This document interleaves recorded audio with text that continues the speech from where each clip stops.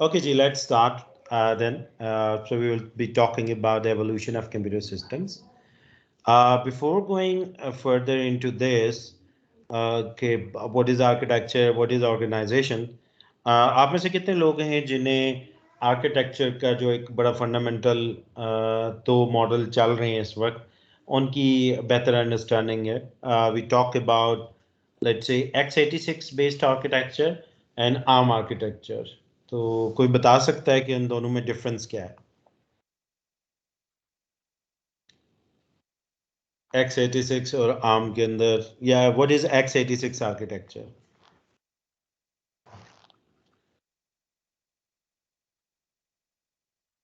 Seriously कोई नहीं बताना चाह रहा जी, कोई बता दे.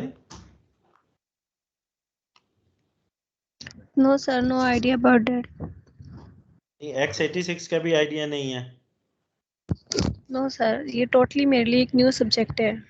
So I have no नहीं, ये idea. तो अगर बेसिक कंप्यूटर आर्किटेक्चर में ये सारी चीज़ें पड़ी होती है ना, या असेंबली में या ऑर्गेनाइजेशन में, या बार बार ये कॉन्सेप्ट यूज होता है even with the operating system as well. जी, x86 आर्किटेक्चर वो है जो इस वक्त हम सबसे ज़्यादा कॉमनली यूज़ करते हैं इन अवर कंप्यूटर सिस्टम्स. जो इंटेल का आर्किटेक्चर है दैट इज़ x86, उसको हम बोलते हैं. ठीक है. और आर्म आर्किटेक्चर जो है वो है जो कि हम इस वक्त कॉमनली मोबाइल्स के अंदर यूज़ कर रहे हैं. वो आर्म बेस्ड आर्किटेक्चर है. दो बड़ी मेजर करेक्टराइजेशन होती हैं आर्किटेक्चर्स की. We will see them in this course as well. एक कहलाता है रिस्क आर्किटेक्चर और दूसरा होता है सिस्क आर्किटेक्चर. फर्क क्या होता है? रिस्क आर्किटेक्चर होता है रिड्यूस्ड इंस्ट्रक्शन सेट कंप्यूटर्स, जबकि जो सिस्क होता है वो होता है कॉम्प्लेक्स इंस्ट्रक्शन सेट कंप्यूटर्स. तो जो कॉम्प्लेक्स इंस्ट्रक्शन सेट कंप्यूटर है उसमें इंस्ट्रक्शन सेट जो है वो कॉम्प्लेक्स नेचर का होता है, जबकि जो रिड्यूस इंस्ट्रक्शन सेट कंप्यूटर है उसमें वो कॉम्प्लेक्स नहीं होता. आपका जो इंस्ट्रक्शन सेट है it's very laser complex.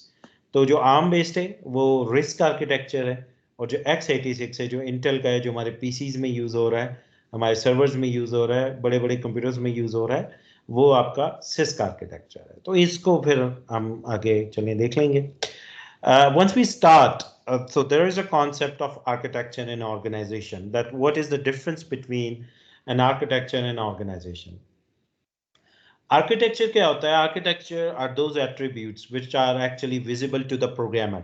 So it's a programmer perspective. कि आर्किटेक्चर बताएगा कि आपके सिस्टम का इंस्ट्रक्शन सेट क्या है, कौन कौन सी इंस्ट्रक्शंस जो हैं वो आपके सिस्टम के अंदर यूज हो रही हैं, किसी भी एक पर्टिकुलर डेटा टाइप की जो है वो लो लेवल के ऊपर कितनी बिट से रिप्रेजेंटेशन हो रही है, आईओस के मैकेनिज्म्स क्या दिए हुए हैं, डिफरेंट किस्म के एड्रेसिंग मोड्स यूज होते हैं सिस्टम्स के अंदर, वो एड्रेसिंग मोड्स क्या हैं, ये सारी चीज़ें जो ये आपका आर्किटेक्चर बताता है. जबकि ऑर्गेनाइजेशन क्या बताती है, वो उस तरह का पर्सपेक्टिव है जिस तरह का आपका एक कंप्यूटर इंजीनियर का या चिप डिजाइनर का होता है. ठीक है. आर्किटेक्चर का पर्सपेक्टिव वो है जो कि आपका सिस्टम डेवलपर का होता है, जो सॉफ्टवेयर डेवलपर्स हैं. जबकि ऑर्गेनाइजेशन का जो होता है वो चिप डेवलपर, चिप डिजाइनर्स का जो पर्सपेक्टिव है वो होता है कि कंट्रोल सिग्नल्स क्या होंगे, इंटरफेसेस क्या होंगे, मेमोरीज की टेक्नोलॉजी क्या होंगी. हमें इन चीज़ों का बिल्कुल बेसिक सा सिर्फ आइडिया अगर है तो अच्छी बात है, होना चाहिए, जैसे मेमोरी टेक्नोलॉजीज के या इन चीज़ों का, लेकिन हमारा जनरली इनसे सरोकार इतना ज़्यादा नहीं होता. हमारा मेनली जो as a computer science professional या आईटी प्रोफेशनल होता है that is with the architectural aspect. ठीक है. तो हम उनसे ज़्यादा इंटरेक्ट कर रहे होते हैं. अब एग्जाम्पल केस क्या है? It's about doing the multiplication. So if you want to do the multiplication, so we need to have a multiply instruction in our computer. ठीक है. हमारे कंप्यूटर में एक मल्टीप्लाई इंस्ट्रक्शन होनी चाहिए जो कि एक मल्टीप्लिकेशन करेगी. लेकिन उस मल्टीप्लाई इंस्ट्रक्शन के against is there a multiplier unit available और नॉट. तो मल्टीप्लाई इंस्ट्रक्शन होना या ना होना that is an architectural issue, whereas doing that multiplication with the help of a multiplier is an organisational issue. तो organisation में अगर आपके मल्टीप्लायर का यूनिट दिया हुआ है तो उससे करेगा.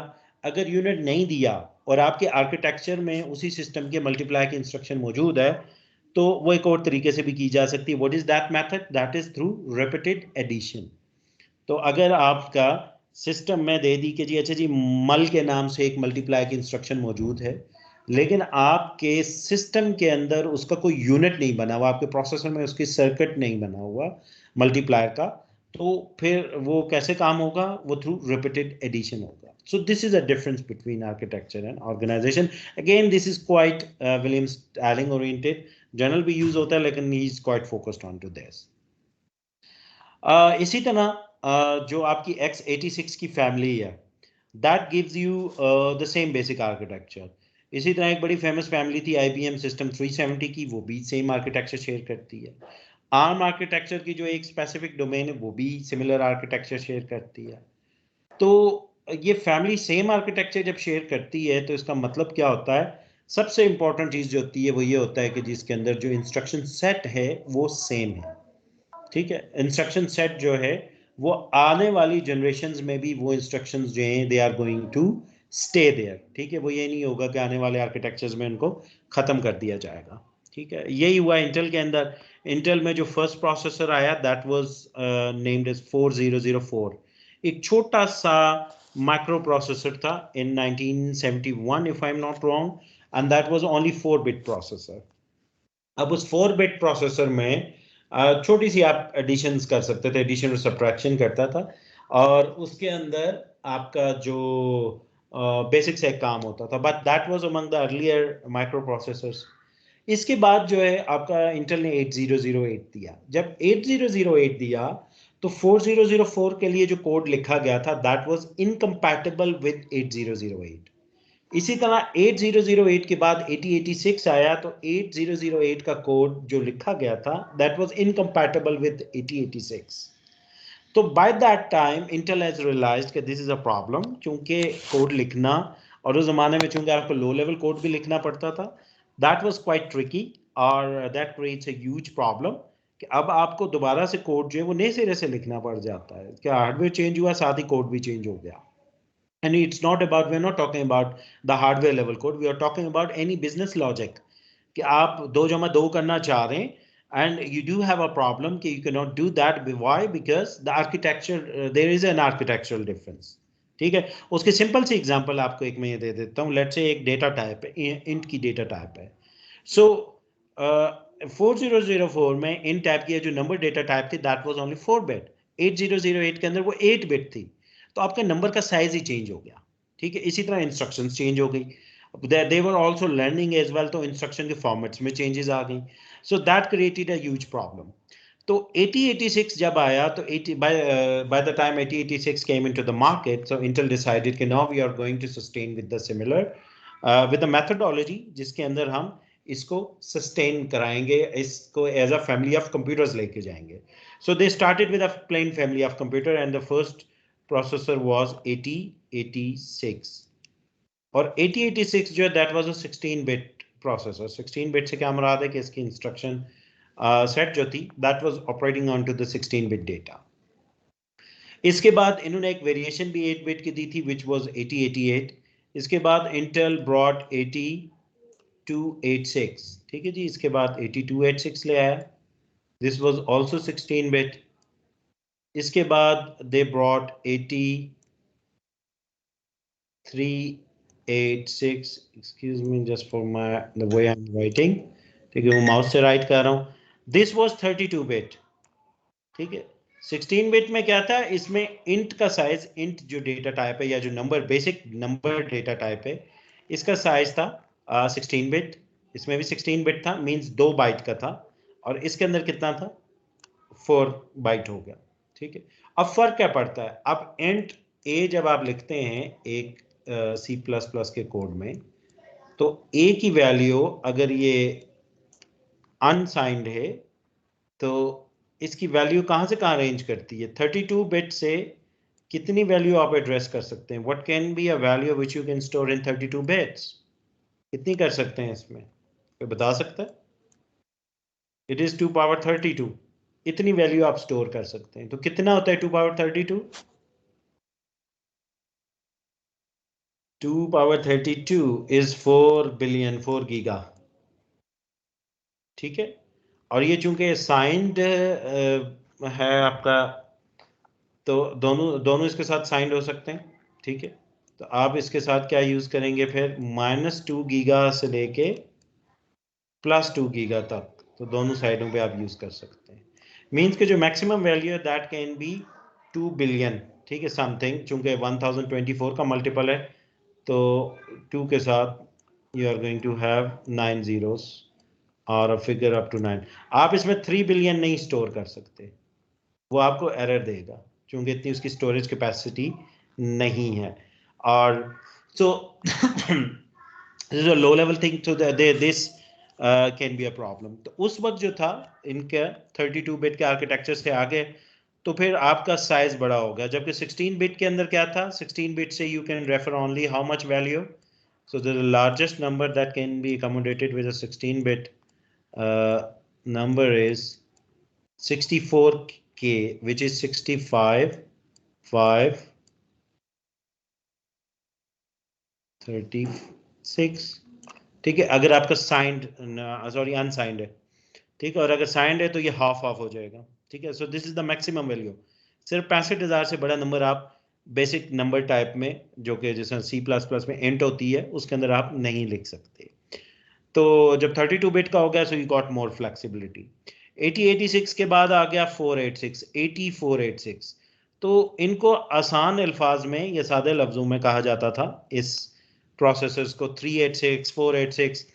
486 के बाद आया 586, इंटेल 8586, ठीक है जी। सिमिलरली ये भी 80 था, ये भी 80 था, सारे ही 80 हैं, ठीक है जी। तो 8586, तो 586 को दे नेम्ड एज पेंटियम, ठीक है। तो वो 586 या उसकी टर्म खत्म होके क्या हो गई, पेंटियम हो गई, या इसमें लोअर एंड सीरीज आ गई सेलेरॉन के नाम से, ठीक है। This started saying it Pentium, और ये पेंटियम थी, ये फिर पेंटियम रही 1 2 3 4 सारे 586 थे। Then we got 686 which was core architecture, ठीक है। We went into multi cores, और कोर में पहले क्या आया था जी, ड्यू कोर, और ड्यू कोर के बाद आ गया कोर 2 ड्यू, ठीक है। तो we went into anyways in the core architecture, and then we went into core i architecture, ठीक है जी। ड्यू कोर के बाद क्या आ गया, कोर आई, जिसमें मल्टीपल सीरीज हैं, and we are right now in 11th 12th generation. 11th के market में कॉमनली अब आपके 11th जनरेशन प्रोसेसर्स अवेलेबल हैं। तो इसमें जनरेशन आ गई, जैसे पेंटियम की it was sort of a generation के पेंटियम 1 2 3 4, तो इसी तरह कोर आई के अंदर ये have generations, core I first generation, second, third, और विद इन आई आपकी सीरीज भी है कि i3 है, i5 है, i7 है, i9 है, कौन सा आई सीरीज है। तो you have multiple series available as well. तो इस तरीके से इसकी एवोल्यूशन हुई। ये सारे जो हैं, ये सारे के सारे क्या हैं, इसके बाद चूंकि फैमिली ऑफ कंप्यूटर बन गए, तो फैमिली ऑफ कंप्यूटर का मतलब ये है कि जो कोड इसके लिए लिखा गया था 16 बिट का, वो इस पर भी एग्जीक्यूट होता है, 32 बिट पे भी, इस पे भी होता है, इस पे भी होता है, तो 16 इस पे भी एग्जीक्यूट होता है। सो this is called a family of computer. और वो किस तरह लो लेवल पे मैनेज होता है, उसकी एग्जांपल ये है कि जिस तरह एक रजिस्टर होता है,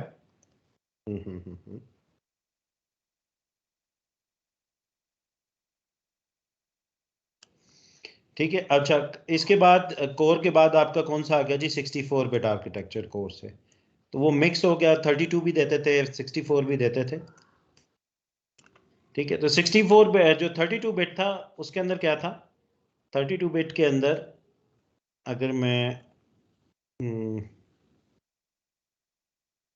यहाँ पे एक बना लूँ, तो 32 बिट है, और ये एक रजिस्टर है EAX के नाम से,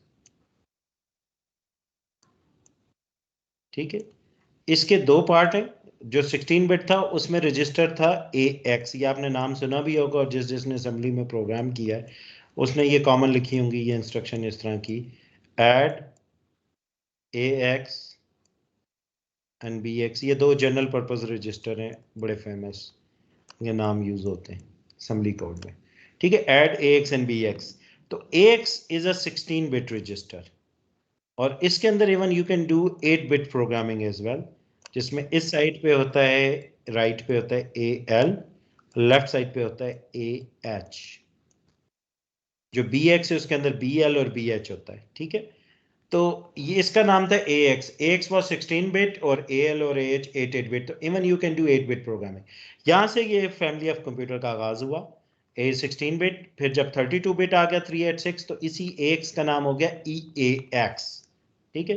और बाद में इन्होंने क्या कर दिया, जब 64 बिट आ गए तो ये पूरा एक 64 बिट का बना दिया, और 64 बिट वाले का नाम हो गया RAX, या इसके लिए दूसरी टर्म यूज होती है R0 भी, क्योंकि उसमें रजिस्टर्स की तादाद भी बढ़ा दी। ठीक है, R0 से R8 तक ये 8 ये वाले जनरल पर्पस हो गए। पहले ये 4 थे, AX, BX, CX and DX, तो उन्हीं के साथ है EX, EBX, EDX और ECX और EDX। तो फिर उन्होंने जब मजीद बढ़ाए तो इसके दो नाम है, RAX भी है और R0 भी है, लेकिन ये 8 है, तो R0 से लेके R7 तक होते हैं। ठीक है, तो this is family of computer. So this is how they give the code compatibility as well. अगर कोई इंस्ट्रक्शन लिखी हुई है ये वाली, लेट्स से ये अब कितने बिट की है, ये 16 बिट की इंस्ट्रक्शन है, सो you can run this instruction even today. तो ये जो 80s के प्रोसेसर्स के लिए लिखी गई थी, वो आज भी आप 2020s में भी उस इंस्ट्रक्शन को एग्जीक्यूट कर सकते हैं वर्चुअली। ठीक है, जब आप एक्चुअल में चलाते हैं तो सम टाइम कंपैटिबिलिटी के ऑपरेटिंग सिस्टम या दूसरों के साथ इश्यूज आते हैं, that is a different case. लेकिन एक्चुअली अगर आप उसे कोर हार्डवेयर पे चलाएंगे तो you can run that instruction, वो आपके इंस्ट्रक्शन सेट में मौजूद है। ठीक है, यहां तक कोई क्वेश्चन हो किसी का? Then we talk about structure and function. ये वैसे एक simple सा concept है कि structure is the way how the components are related to each other, and function is what the operation or the functionality of one individual component, जो भी उस structure के अंदर अपना कोई ना कोई role play कर रहा होता है। Major functions क्या हैं जी आपके कंप्यूटर के अंदर? एक data processing है, दूसरा data storage है, तीसरा data movement है और चौथा control है। अब उसके लिए अलग-अलग जो है वो आपके डिफरेंट यूनिट्स या कंपोनेंट्स लगे हुए हैं। डेटा मोमेंट के हैं, डेटा प्रोसेसिंग के हैं, डेटा स्टोरेज के हैं और कंट्रोल के। वो किस तरीके से हैं उसमें विल सी दैट जब आप डेटा मोमेंट का ऑपरेशन करते हैं, so the moment is again done by the control operators. Control जो है वो सबसे कोर होता है, कंट्रोल जो है वो सबके दरमियान में ये सारी मोमेंट्स करवा रहा होता है। तो कंट्रोल क्या करता है, वो लेट से प्रोसेसिंग कुछ करनी है तो स्टोरेज से कुछ डेटा लाएगा, प्रोसेस करेगा और वापस स्टोर पे रखेगा। तो the data moment facility will be used, storage will be used and processing will be used. इसी तरह अगर स्टोरेज करनी है तो हो सकता है लेट से आप एक डिस्क से उठा के दूसरी डिस्क में, फ्लैश ड्राइव में, अपनी हार्ड डिस्क से किसी चीज से भी कॉपी कर रहे होंगे, तो control unit is going to provide that operation, so it will use the movement facility and will transfer from one storage to another storage. इसी तरह आईओ के साथ आपका हो सकता है। तो अगेन आईओ के केस में it will be bringing from some IO device and will be processing it and will be storing it back to the storage device. But similarly, from moment अगर आप कर रहे हैं from and to IO, so similar type का case आपका use होगा। Structure की आप बात करें, हम टॉप लेवल अगर व्यू देखें तो हमारे कंप्यूटर के अंदर क्या होता है जी?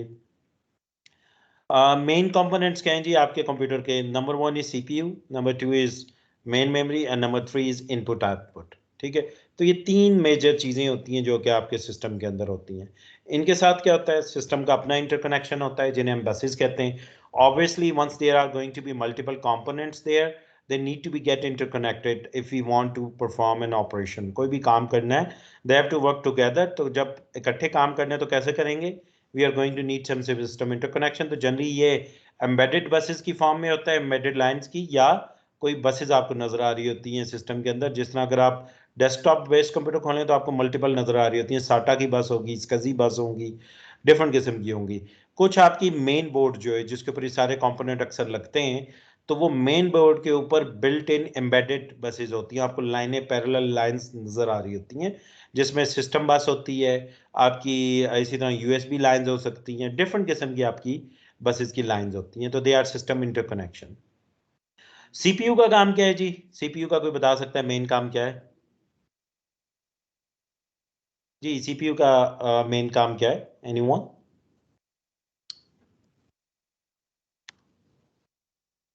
सीपीयू प्रोसेसिंग करना सर। इंटरैक्टिव रखें इसको जी, प्रोसेसिंग करना। तो सीपीयू का काम जो है वो प्रोसेसिंग करना है। इसके अलावा कोई काम नहीं करता?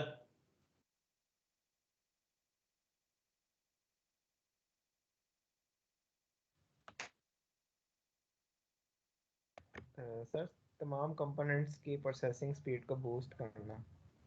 बूस्ट करना कंपोनेंट्स की? नहीं, ऐसा कुछ नहीं करता। और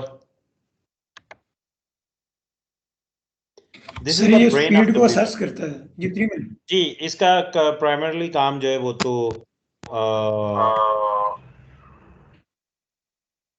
जी मेन काम जो है इसका वो तो प्रोसेसिंग करना ही है, और प्रोसेसिंग करने के साथ साथ कुछ ना कुछ छोटी मोटी स्टोरेज भी करता है, जैसे रजिस्टर्स के अंदर, कैशे के अंदर स्टोर कर रहा होता है। मेन मेमोरी जो इसका प्राइमरली काम स्टोर करना है, टेम्परेरी स्टोर करती है। इनपुट आउटपुट जो है उनका काम होता है कोई इनपुट या आउटपुट प्रोवाइड करना, प्लस कोई सेकेंडरी स्टोरेजेस भी इनके अंदर शामिल होती हैं जो कि आपको सिस्टम के अंदर डेटा को इनपुट और आउटपुट करती हैं या एप्लीकेशन को इनपुट आउटपुट कर रही होती हैं। इसके अलावा यूज़र से इनपुट आउटपुट हो सकती है, सेंसर से इनपुट आउटपुट हो सकती है। इनपुट आउटपुट में बहुत वैरायटी है, ठीक है, there is a huge variety in the input output. CPU और मेन मेमोरी तो वो टिपिकल वही होते हैं, उनका हमें पता है जी काम है। अच्छा, सेंट्रल प्रोसेसिंग यूनिट, इसके अंदर एक वर्ड आता है सेंट्रल का। प्रोसेसिंग यूनिट तो हमें समझ आ गई जी कि it does the processing. What does it mean by central? Why we say it's a central processing unit? What does it indicate or what does it mean? मतलब क्या बनता है?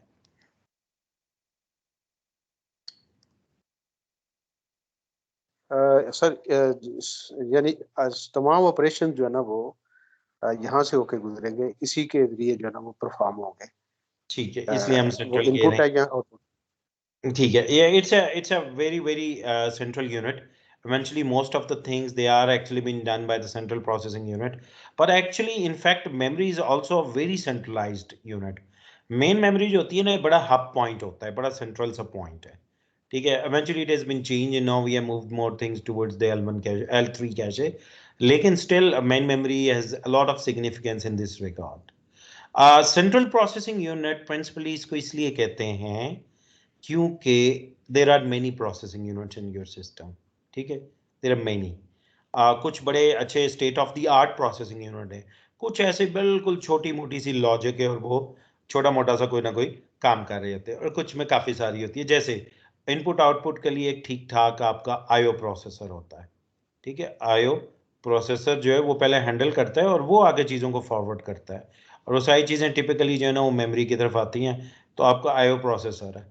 इसी तरह जो मेमोरी लगी है, हर डिवाइस के ऊपर कोई ना कोई कुछ ना कुछ छोटा सा कंट्रोल यूनिट टाइप की चीज़ लगी होती है, ठीक है, कोई ना कोई कंट्रोलिंग मैकेनिज्म लगा होता है, हर डिवाइस के ऊपर कंट्रोलिंग होती है, ठीक है। मेमोरी है, नेटवर्क इंटरफेस कार्ड है, वो तो वैसे ही कम्युनिकेशन डिवाइस है, वो मेमोरी भी नहीं है। कोई भी आईओ है, हार्ड डिस्क लगी है, कोई भी और चीज़ है, तो उसके ऊपर आपका कंट्रोलिंग मैकेनिज्म होता है, मींस उसका कोई ना कोई प्रोसेसिंग या प्रोसेसर टाइप की चीज़ होती है। वो एक प्रॉपर प्रोसेसर भी हो सकता है, और वो कोई आपका कोई हो सकता है पीजीए टाइप चीज़ हो सकता है कि वो आपका छोटा सा कुछ a few logic gates लगे हों जो कि उसको प्रोसेसिंग कर रहे हो। So it can be very simple और it can be quite complex, लेकिन प्रोसेसिंग टाइप की चीज हो रही होती है, ठीक है। नेटवर्क इंटरफेस कार्ड है, उसके ऊपर हो रही होगी, हार्ड डिस्क है, उसके ऊपर हो रही होगी। अब जैसे हार्ड डिस्क से आपने डेटा रीड करना होता है, तो आपका जो प्रोसेसर है वो हार्ड डिस्क को ये नहीं बता सकता, ना ही ये बताता है कि भाई तुम्हारे कौन से प्लेटर के ऊपर ये डेटा है और प्लेटर को या डिस्क को कितना रोटेट करना है। सीपीयू को तो हर डिस्क का नहीं पता हो सकता, आप किसी भी टेक्नोलॉजी की यूज कर सकते हैं। तो वो जो डिवाइस का मैन्युफैक्चरर है उसी को पता है कि जब मैंने एक हार्ड डिस्क ड्राइव, जो मैग्नेटिक हार्ड डिस्क ड्राइव है, उसके ऊपर जाना है, मुझे ये डेटा फेच करना है, तो फाइल सिस्टम से उसको ये इन्फॉर्मेशन मिल जाती है कि अच्छा जी ये कौन से ब्लॉक पे पड़ा है।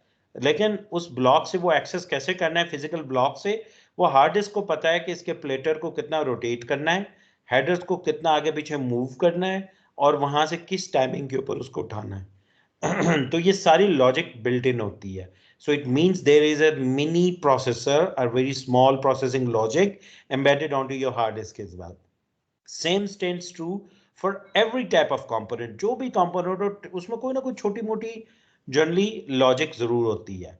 लेकिन हम जब भी बात करते हैं किसी भी कंपोनेंट की या उसको डिस्क्राइब करते हैं, तो हम जनरली हमेशा उसको उसकी प्राइमरीली रिस्पॉन्सिबिलिटी से बताते हैं, जो उसकी एक मेजर प्राइमरी रिस्पॉन्सिबिलिटी है, हम उसी से एसोसिएट करते हैं। जैसे एक मेन मेमोरी है, तो मेन मेमोरी को हम कहते हैं कि it's a storage device, we don't say it's a processing device, even though we know there is some processing been going on. Network interface card है तो वो एक कम्युनिकेशन डिवाइस है, एंड वी डोंट से कि ये communication, हालांकि वो भी कम्युनिकेशन के साथ साथ कुछ ना कुछ प्रोसेस, वो जो डेटा आ रहा है जा रहा है उसको प्रोसेस कर रहा होता है। इसी तरह बाकी इनपुट आउटपुट डिवाइस है। इसी तरह मेमोरी का भी कॉन्सेप्ट है। मेमोरी भी हर आपकी प्रोसेसिंग यूनिट कोई भी डिवाइस होगी उस पर कोई ना कोई छोटा मोटा मेमोरी बफर जरूर मौजूद होता है। इवन मेन मेमोरी के ऊपर भी मेमोरी के अलावा छोटा सा बफर होता है। हार्ड डिस्क पे बफर्स होते हैं। सीपीयू के अंदर ठीक ठाक बफरिंग मौजूद है। कैसे मौजूद है? एक तो प्रॉपर रजिस्टर्स मौजूद हैं जो कि स्टोरेज यूनिट्स हैं। उसके अलावा हमारे पास कैशेस मौजूद हैं, और मल्टी लेवल कैशेस होती हैं सीपीयू के अंदर जो कि ये स्टोरेज का काम कर रही होती हैं। तो इट मींस कि इंटरकनेक्शन भी हर जगह मौजूद है, हर डिवाइस में। हर डिवाइस में तकरीबन स्टोरेज भी मौजूद है, हर डिवाइस में प्रोसेसिंग भी मौजूद है। लेकिन हर डिवाइस जो अपनी किसी प्राइमरली रिस्पॉन्सिबिलिटी से पहचानी जाती है। तो सीपीयू की major responsibility is processing, main memory की primary responsibility is storage. Input output की डिपेंड करता है, कोई कम्युनिकेशन डिवाइस है, कोई स्टोरेज डिवाइस है, कोई सेंसिंग डिवाइस है। So it depends upon them, they are quite in variety. ठीक है, so I hope now this is clear for all of you कि जी ये किस तरीके से हम इनको मेंशन करते हैं। इसी तरह if we go inside the CPU, तो सीपीयू के अंदर जी हमारे पास रजिस्टर्स होते हैं, एलयू होता है, एंड कंट्रोल यूनिट होता है। अच्छा, इसमें से हम जनरली कहते हैं कंप्यूटर का जो ब्रेन है that is the CPU, but I would say you कि जी इनमें से भी पूरा सीपीयू तो ठीक है जी, एब्स्ट्रैक्ट व्यू में तो वो ब्रेन है, लेकिन with in CPU which one is actually the brain of your computer? कौन सा होता है जी? रजिस्टर, एलयू या कंट्रोल यूनिट? जी जल्दी से बताएं। रजिस्टर्स। ALU। रजिस्टर्स तो बिल्कुल भी नहीं, रजिस्टर्स तो बिल्कुल डल चीज हैं, बिकॉज जो मेमोरीज होती हैं वो कुछ प्रोसेस नहीं करती, वो just store the data. AL जी सॉरी जो ना सर सबको कंट्रोल करता है। जी, एएलयू जो है वहां पे मेनली प्रोसेसिंग होती है। ठीक है, आपने जो भी कोड लिखा है वो कहाँ प्रोसेस होता है? एएलयू के अंदर। ठीक है, but ALU is not the brain of computer. Computer का ब्रेन एएलयू नहीं है, वो आपका ब्रेन है जो उधर चला गया है। आपने अपने दिमाग से कोड सोचा और आपने उसको एग्जीक्यूट करना है, तो आप उस कोड को लिखते हैं, वो कोड हार्ड डिस्क से होता हुआ मेमोरी में जाता है, मेमोरी से वो इंस्ट्रक्शन बाय इंस्ट्रक्शन सीपीयू तक पहुंचता है, और सीपीयू में उसकी इंस्ट्रक्शन, लेट से आपने लिखा था ऐड ए बी, वो ऐड ए बी का प्रोसेस कहां पे होगा? वो यहां पे होगा एएलयू के ऊपर। लेकिन वो ऐड ए बी आपका ये जनरल पर्पस कंप्यूटर है, उसको परफॉर्म कौन करेगा? वो ये बंदा करेगा। So the control unit is actually the main thing in your computer. Control unit के पास सारी लॉजिक है कि कंप्यूटर पूरे को कंट्रोल कैसे करना है, mainly CPU and then the rest of the computer. Signal कहाँ भेजने, कहाँ से लाने, सीपीयू वो हार्ड डिस्क से डेटा रीड करके लाना है, so it's going to issue the signal onto control line। Data आएगा सीपीयू के अंदर, जब पहुंचेगा उस डेटा को कहाँ प्लेस करना है, किस रजिस्टर में रखना है, फिर किस रजिस्टर में रखना है। जब रजिस्टर्स में आ गया या कैशेस में आ गया, वहां से एलयू में मूव करना है, कब करना है, किस टाइमिंग पे करना है, वो प्रोसेसिंग, फिर एलयू को हुक्म देना है कि जी आप ये प्रोसेस करो।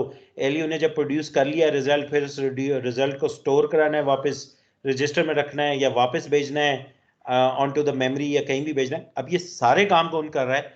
This is actually been done by control unit. So actually it's the brain। ठीक है जी, control unit is the brain, but now there is a difference between the humans and the computers। this brain is static, ये coded है already, ये pre coded है। ये brain जो है ना, ये भी ह्यूमंस ने कोड किया हुआ है, और ह्यूमन ने पक्का फिक्स किया हुआ है, हार्ड कोडेड है, सिस्टम के अंदर बिल्ट है ना कि जी ये इंस्ट्रक्शंस जो हैं ये यूं चलेंगी। जब भी ऐड ए बी करना है, ऐड ए बी का मतलब जो है ना असेंबली में जब आएगा, ये लो लेवल कोड आएगा, कंप्यूटर यही कर सकता है। एक बात याद रखनी है, आपने इंस्ट्रक्शन लिखी a इक्वल्स टू, ये बड़ा ये मसला है ऑनलाइन में, a equals to B plus C, ये सी प्लस प्लस में लिखी है आपने, ऐसे लिख दी a equals to B plus C. जी ये एक इंस्ट्रक्शन नहीं है कंप्यूटर के लिए, दीज आर मल्टीपल इंस्ट्रक्शंस। ठीक है, कंप्यूटर इनको लेदा लेदा लेगा, वो ये b प्लस सी एक है, और फिर जो b प्लस सी का रिजल्ट है उसको स्टोर कराना into a, it's another instruction. ठीक है, तो कंप्यूटर के लिए लहदा है, हाई लेवल कोड में तो हम बड़ा लंबा लंबा कोड इकट्ठे लिख देते हैं, वो ब्रेक होता है और ब्रेक होके कंप्यूटर एक वक्त में एक समझता है। और जो इंटेल है, इंटेल बस इतना कोड समझ सकता है, उसमें 2 चीजों पे ऑपरेशन परफॉर्म कर सकता है, 2 से ज्यादा पे इंटेल नहीं करता। और इसका मतलब ये होता है कि जी ए और बी को ऐड करें और ए में स्टोर करें, इस इंस्ट्रक्शन का मतलब। और अगेन इंटेल जो है वो कॉम्प्लेक्स इंस्ट्रक्शन है। ये इंस्ट्रक्शन जब आती है कंट्रोल यूनिट के पास, तो ए और बी का डेटा मौजूद नहीं होता, ये सिर्फ इंस्ट्रक्शन आती है। सिस्टम में 2 चीजें होती हैं, याद रखिएगा, नंबर 1 इंस्ट्रक्शन, नंबर 2 डेटा। 2 चीजें, इंस्ट्रक्शन एंड डेटा। तो पहले इंस्ट्रक्शन आएगी, फिर उसके साथ डेटा आएगा। ठीक है, ये भी हो सकता है कि डेटा जो है इंस्ट्रक्शन का पार्ट हो, जैसे ऐड ए कॉमा 5, इसका मतलब है हार्ड कोडेड है 5 को ऐड करो, और इसको हाई लेवल में लिखूं तो इसका मतलब ये a equals to a plus 5। ठीक है, इसका मतलब ये होता है a में 5 को ऐड कर दें, तो असेंबली में इसको यूं लिखेंगे। तो हार्ड कोडेड है ये वाला डेटा असेंबली के अंदर, जबकि ये वेरिएबल से आना है, और वेरिएबल कहाँ है, ये मेमोरी वेरिएबल है। तो जब ये इंस्ट्रक्शन आती है तो कंट्रोल यूनिट इसको प्रोसेस करता है, इस इंस्ट्रक्शन को ओपन करता है, अनपैक करता है, कहता है, देखता है कि क्या है इस इंस्ट्रक्शन के अंदर। सो इस इंस्ट्रक्शन के अंदर लिखा है जी कि एक तो ऑपरेशन ये करना है, दिस इज द ऑपरेशन, इसको असेंबली में हम बोलते हैं ऑपकोड, और ये ऑपरेंड्स हैं उसके, जिस चीज के ऊपर ऑपरेशन करना है। तो ये ऑपरेंड तो फिक्स्ड है, और ये ऑपरेंड जो इट्स अ वेरिएबल। तो ये क्या करता है, अब यहाँ पे मैंने 2 वेरिएबल लिखे, तो अगर ये वाली इंस्ट्रक्शन को मैं देखूं तो इसके अगेंस्ट कंट्रोल यूनिट क्या करता है, वो कहता है जी सबसे पहले आपने फेच करना है ए को, एक एक करके आएंगे, फिर करना है जी फेच बी को। ठीक है, तो ये बहुत सारे काम कर रहा होगा कंट्रोल यूनिट, दोनों आ जाएंगे, फिर ऐड करेगा ए और बी को। उसका भी करने का तरीका क्या है, इधर से कंट्रोल सिग्नल इशू करेगा रजिस्टर को, भाई मूव करो इन दोनों को एएलयू में, एएलयू में काम परफॉर्म हो जाएगा। जब वो हो जाएगा तो उसको करेगा स्टोर इनटू ए, जो भी रिजल्ट बन गया है उसको ए में स्टोर करेगा। तो ये इस तरह का internally it's a very complex structure. जो चीज़ आपको बिल्कुल आसान सी लग रही होती है कि अच्छा मैंने तो ये लिख दिया A equals to A plus B, उसके बैक एंड पे there is a huge processing going on. और आपको लगता है कि ये मैंने एक इंस्ट्रक्शन लिखी हुई है, this is not one instruction, there are many instructions. और जब ये इंस्ट्रक्शन मजीद ब्रेक होती है इन अ माइक्रो प्रोसेसर, तो ये माइक्रो इंस्ट्रक्शंस हैं। आप ये एक मैक्रो है, बड़े साइज की है, ये अब माइक्रो इंस्ट्रक्शंस हैं। These are car micro instructions, जिनके लिए टिपिकल टाइम यूज होती है माइक्रो ऑप्स। ठीक है, माइक्रो ऑपरेशंस है, micro ops. So they become like risk, जो रिस्क आर्किटेक्चर होता है उसमें होता ही इस तरह के, जबकि जो सिस्क है उसमें इंस्ट्रक्शन यूं होती है, but they get it actually get converted into micro operations. ठीक है जी, ये 2 इन आर्किटेक्चर्स में फर्क भी है। सो this is how your system it performs the task. और ये जो है ये सारा कुछ पहले से बिल्ट इन है, फीड हुआ है आपके सिस्टम के अंदर, कि भाई ये जो आपका कंट्रोल यूनिट है उसने कोई भी काम कैसे करना है। अगर कोई इंस्ट्रक्शन आ जाती है डिफरेंट, यहीं पे होता है फिर प्रॉब्लम। आपकी थी सिस की इंस्ट्रक्शन और आपकी आगे कोई रिस्क की इंस्ट्रक्शन, लेट से एक और इंस्ट्रक्शन सेट है, जैसे अब हर एक कंप्यूटर का अपना इंस्ट्रक्शन सेट है, वो उसके अकॉर्डिंगली होगा। ये नहीं हो सकता कि मैं इसको ऐड को एडिशन, एक और आर्किटेक्चर है उसमें एडिशन का लेट से कोड है, उसमें वो लिखते हैं जी एडिशन ए बी। ठीक है, अब आप एडिशन ए बी को चलाने की कोशिश करेंगे इंटेल आर्किटेक्चर पे, तो ये नहीं चलेगा, वो कहेगा ये क्या चीज़ है, ये तो मैं इस इंस्ट्रक्शन को पहचानता ही नहीं हूँ।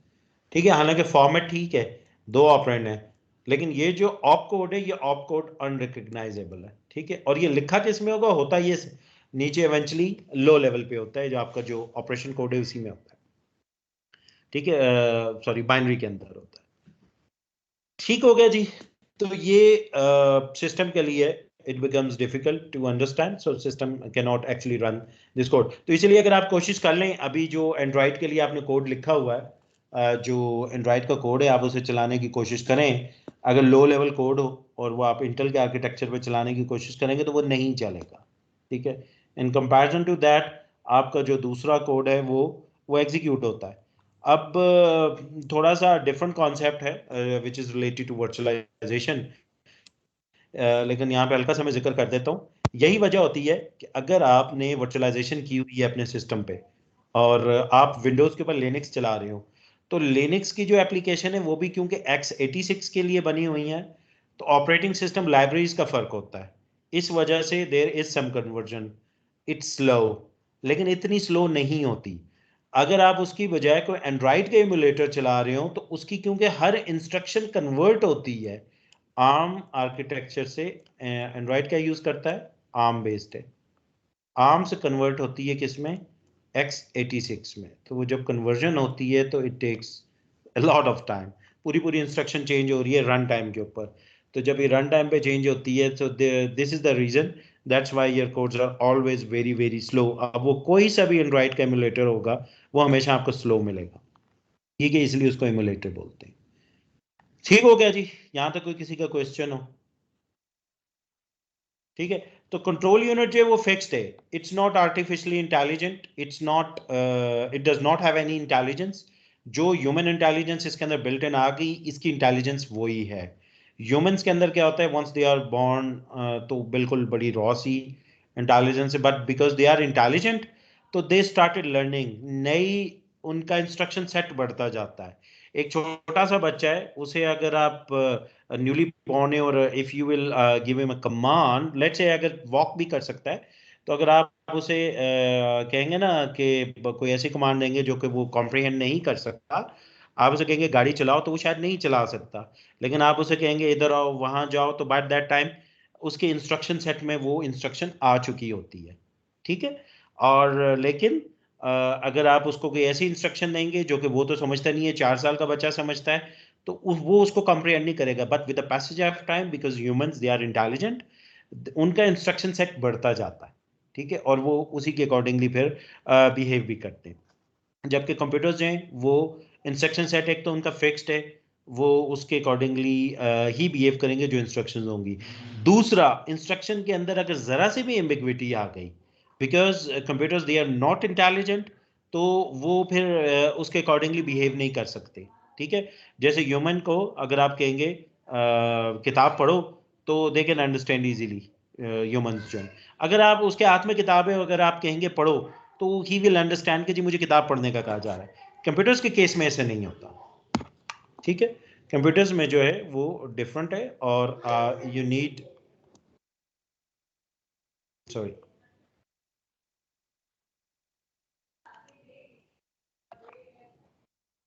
just give me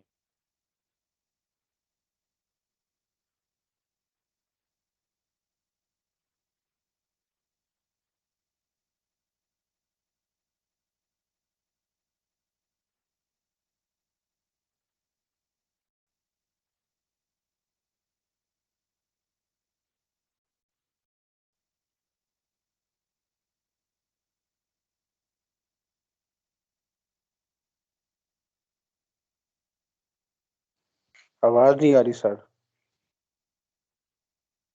सर आवाज नहीं आ रही। आपकी आवाज नहीं आ जी रही। जी, वो मैं बोल नहीं रहा था ना, मैंने कहा मैं एक just give me a second जी। So this is how your system it works. और कंट्रोल यूनिट के अंदर मजीद उसके अंदर अपनी फिर मजीद यूनिट्स हैं, जैसे सीक्वेंसिंग लॉजिक है, ये मेन काम कर रही होती है जो कि सीक्वेंसिंग का करती है इंस्ट्रक्शंस की। इसी तरह कंट्रोल यूनिट की अपनी मेमोरी है, उसके अपने रजिस्टर्स होते हैं कंट्रोल यूनिट के, जो जिनके अंदर टेम्परेरी उसकी अपनी जो इंस्ट्रक्शन बेस्ड डेटा है वो स्टोर हो होता है, और उन इंस्ट्रक्शंस की बेसिस पे आपकी इंस्ट्रक्शंस को जो आपने कोड में लिखी हुई है वो एग्जीक्यूट किया जाता है। सो this is how a computer system is being constructed. तो इंपॉर्टेंट बात जो है समझने की वो यही वाली है कि आपके कंप्यूटर के अंदर सबसे जो सिग्निफिकेंट यूनिट है, that is control unit within the CPU, which is actually controlling all of your computer। ठीक है, तो जिस तरह से अभी किसी ने कहा था कि जी वो स्पीड अप कर देता है डाउन कर देता है, वो इस तरह को बहुत ज्यादा डायरेक्ट कंट्रोल तो नहीं होता, लेकिन but yes CPU issues control signals, commands and can make the things adaptive। अगर कोई आपकी डिवाइस adaptive है तो उसके साथ सिंक करके उसकी स्पीड्स के हिसाब से वो कर सकते हैं मॉडिफिकेशन। जैसे एक मेमोरी है और उसकी रेंज एक कम या ज्यादा की हो सकती है, but if that faster memory is installed on a slower memory bank, तो सीपीयू उसकी स्पीड को जो वो फिर एडजस्ट करता है कि जी किस स्पीड के ऊपर इट्स गोइंग टू परफॉर्मिंग, ताकि इतने क्लॉक साइकिल के ऊपर मुझे वो डेटा मिल जाए या मैं उसके ऊपर सेंड कर सकूं। ठीक है जी। तो डिफरेंट किस्म के सिस्टम लेवल डिसीजंस हैं जो कि किए जाते हैं आपके मेमोरीज के लिए, सीपीयूज के लिए, इंटरकनेक्शंस के लिए, कम्युनिकेशन डिवाइसेस के लिए। और ये जो डिसीजंस हैं they are really important in terms of your application performance. आपका सीपीयू से मेमोरी का डिस्टेंस कितना होगा, किस लाइन के थ्रू कनेक्टेड होंगे, कितने दूर होंगे, सिंकिंग का ऑप्शन क्या होगा, वो सिंक्रोनस होंगे, एसिंक्रोनस होंगे। इसी तरह physically they may be constraint by आपका अगर आईसी पिन काउंट कितना है। ये समटाइम हमें लो लेवल का अगर हम कोई सिस्टम डेवलप करवा रहे हैं उसमें प्रॉब्लम होता है, जैसे माइक्रो कंट्रोलर्स के साथ अगर काम कर रहे हो तो 20 पिन का या 40 पिन का है, तो but many occasion we got constraint by the IC pin counts as well. या कोई भी मॉड्यूल का पिन काउंट है, सिग्नलिंग रेट्स क्या है, एप्लीकेशन स्पेसिफिक आपके बेशुमार डिसीजंस हो सकते हैं। So they are all contribute to this thing. और इसके अंदर आपका जो इम्पोर्टेंट फैक्टर्स होते हैं वो ये है कि आपके कॉस्ट और परफॉर्मेंस गोल्स क्या हैं। इस वक्त आप कोई भी अगर let's say you are doing an enterprise level decision और आपने कोई सिस्टम्स परचेज करने हैं, कोई आर्किटेक्चर्स परचेज करने हैं, so you can go for a very expensive component, but that is going to obviously cost more. क्यों जाना चाह रहे हैं लेट्स से परफॉर्मेंस के लिए? So there is always a trade off between cost and performance. फिर इसी तरह जो अवेलेबल कंपोनेंट टेक्नोलॉजी है वो कौन सी है। अच्छा, अक्सर ये होता है कि एक जो सर्टेन जो कॉमनली अवेलेबल कंपोनेंट टेक्नोलॉजी है उसकी प्राइस जो है वो रीजनेबल होती है, but if you go for a very recent component technology, the prices of the components they become quite expensive, they can be quite high। तो ये एक बड़ा कॉमन प्रॉब्लम होता है। इसी तरह टेक्नोलॉजी कॉन्स्ट्रेंट्स क्या हैं जी, कौन सी टेक्नोलॉजीज जो हैं वो किसके साथ कंपैटिबल हैं, कौन सी नहीं है, कौन सी नई आ रही हैं, कौन सी ऑब्सलीट होने जा रही हैं। इसी तरह बैकवर्ड कंपैटिबिलिटी नीड्स आपकी किस कदर हैं। You may go for newer architectures, नई चीज़ों के ऊपर जा रहे हैं। अभी आपने देखा होगा लास्ट ईयर में Apple they have did a big decision, they moved from x86 to ARM based architecture. ये बड़ा इंपॉर्टेंट है इनकी अंडरस्टैंडिंग होना, क्योंकि x86 is a very big family of computers और उसके दो बड़े मेजर मैन्युफैक्चरर हैं, एक इंटेल है and the other one is AMD। ठीक है, AMD के जो सीपीयूज हैं वो सीपीयूज जो हैं वो x86 बेस्ड होते हैं, जबकि आपके जो ARM बेस्ड हैं उसके खैर कंपनीज बहुत सारी हैं ARM बेस्ड आर्किटेक्चर पे। वो आपकी इन्फिनिटी टेक्नोलॉजीज भी करती है, वो आपका टेक्सास इंस्ट्रूमेंट भी करती है, सैमसंग भी करती है। आइनॉक्स जो आपके प्रोसेसर हैं वो आपके ARM बेस्ड हैं। चाइना की काफ़ी फेमस है, वैसे तो बहुत बेशुमार हैं वो कर रहे होते हैं।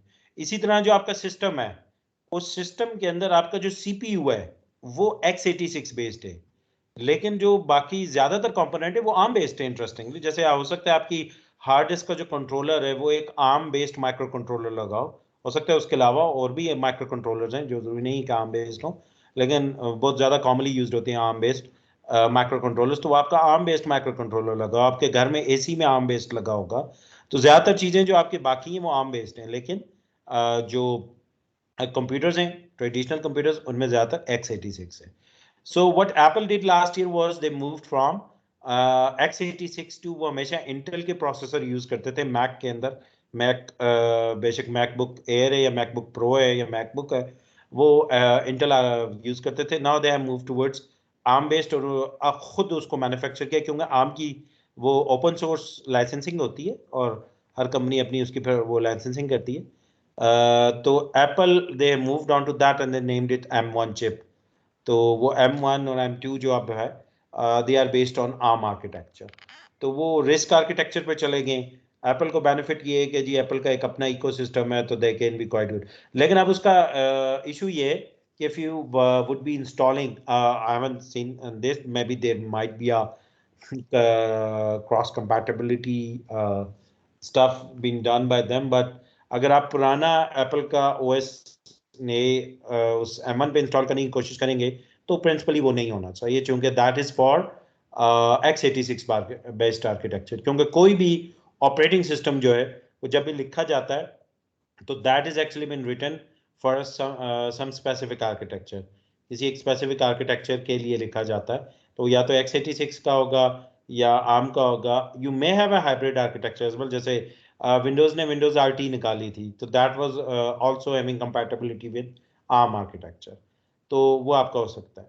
तो एप्पल के चूंकि पुराने तो थे ही x86 बेस्ड, तो इसलिए they are going to have issue with that, but this is a big decision by them, so they have done it. क्योंकि जनरली होता भी ये है कि आपका ऑपरेटिंग सिस्टम में अपग्रेड होती है, you buy new operating systems, और जबकि आपका जो आर्किटेक्चर है वो आप पुराने वाला ही होता है ना, कि पुराने कंप्यूटर्स पे आपने नया ऑपरेटिंग सिस्टम अपग्रेड कर दिया। It's not generally reverse. Windows के केस में हो जाती है। Let's say I am using a computer, मेरे पास विंडोज का लाइसेंस है, and if I am going to a new PC, I may be using the old Windows on to that. ऐसे ही होता है ना, मैंने पुराने विंडोज को, पुराने सिस्टम को अबैंडन कर दिया और नए सिस्टम पे विंडोज ले गया। पहले मेरे पास एचपी का लैपटॉप था, now I am using a Dell based laptop, और मैं उस पर चला गया। तो suppose if the technology is different, I am going to have a problem. Apple के केस में उनका प्रॉब्लम नहीं है, Apple comes bundle with both. तो वो अगर आपने नया पीसी लिया है, नया सॉरी एप्पल की बुक ली है, मैकबुक ली है, तो it's going to be equipped new operating system with that. तो इसलिए एप्पल के लिए वो वाला प्रॉब्लम है नहीं ऐसा ज्यादा। और जो maybe there, I am not sure about it कि में रिपोर्ट हुआ या नहीं हुआ, वो एप्लीकेशन लेवल के, क्योंकि एप्लीकेशन जो है वो मदद ले रही होती है आपके ऑपरेटिंग सिस्टम से। So if there are changes in the operating system, how the operating system wrappers they are going to work out, कि जो हाई लेवल के ऊपर जो आपको लो लेवल के लिए कोई काम कहा, एप्लीकेशन ने कहा है, एप्लीकेशन प्रोग्राम ने ऑपरेटिंग सिस्टम के अंदर इंटरनल लो लेवल की चेंज की वजह से how it's working, I am not sure about it कि जी उस पर कोई इम्पैक्ट पड़ा या नहीं पड़ा। आई होप कि इतना ज्यादा नहीं होगा, क्योंकि एप्पल को बेनिफिट ये है कि यूनिफाइड इकोसिस्टम, तो उनके लिए परफॉर्मेंस इशू नहीं है। जबकि विंडोज का प्रॉब्लम सबसे बड़ा यही है, विंडोज या लिनक्स का, because they are written for many platforms. तो though they even use sysgen based approach, sysgen की उनकी अप्रोच होती है जिसमें कोड को क्रिएट भी करते हैं at the time of your installation. जब आप इंस्टॉल कर रहे होते हैं तो सिस्टम स्पेसिफिक वो कोड जनरेट करते हैं, ठीक है। तो वो वाला जो है आपका बेनिफिट होता है। लेकिन स्टिल उन बेचारों के लिए ना थोड़ा सा ये इशू होता है विंडोज के लिए या लिनक्स के लिए, because they give you support for so many different hardware architectures, तो ये बेनिफिट है। लेकिन सारे प्रिंसिपली प्रोसेसर आर्किटेक्चर कौन सा यूज करते हैं, वो x86 बेस्ड ही है। ठीक है जी, यहाँ पे कोई कंफ्यूजन हो किसी को या कोई क्वेश्चन हो, I am telling this things quite quickly, क्योंकि ये काफी ब्रॉड और ब्रॉड स्पेक्ट्रम बेस्ड चीजें हैं जो कि इंटरलिंक्ड है। सो मैं उन्हें डिस्कस साथ साथ कर रहा हूँ ताकि आपका नॉलेज जो है वो उस साइड पे बरकरार रहे।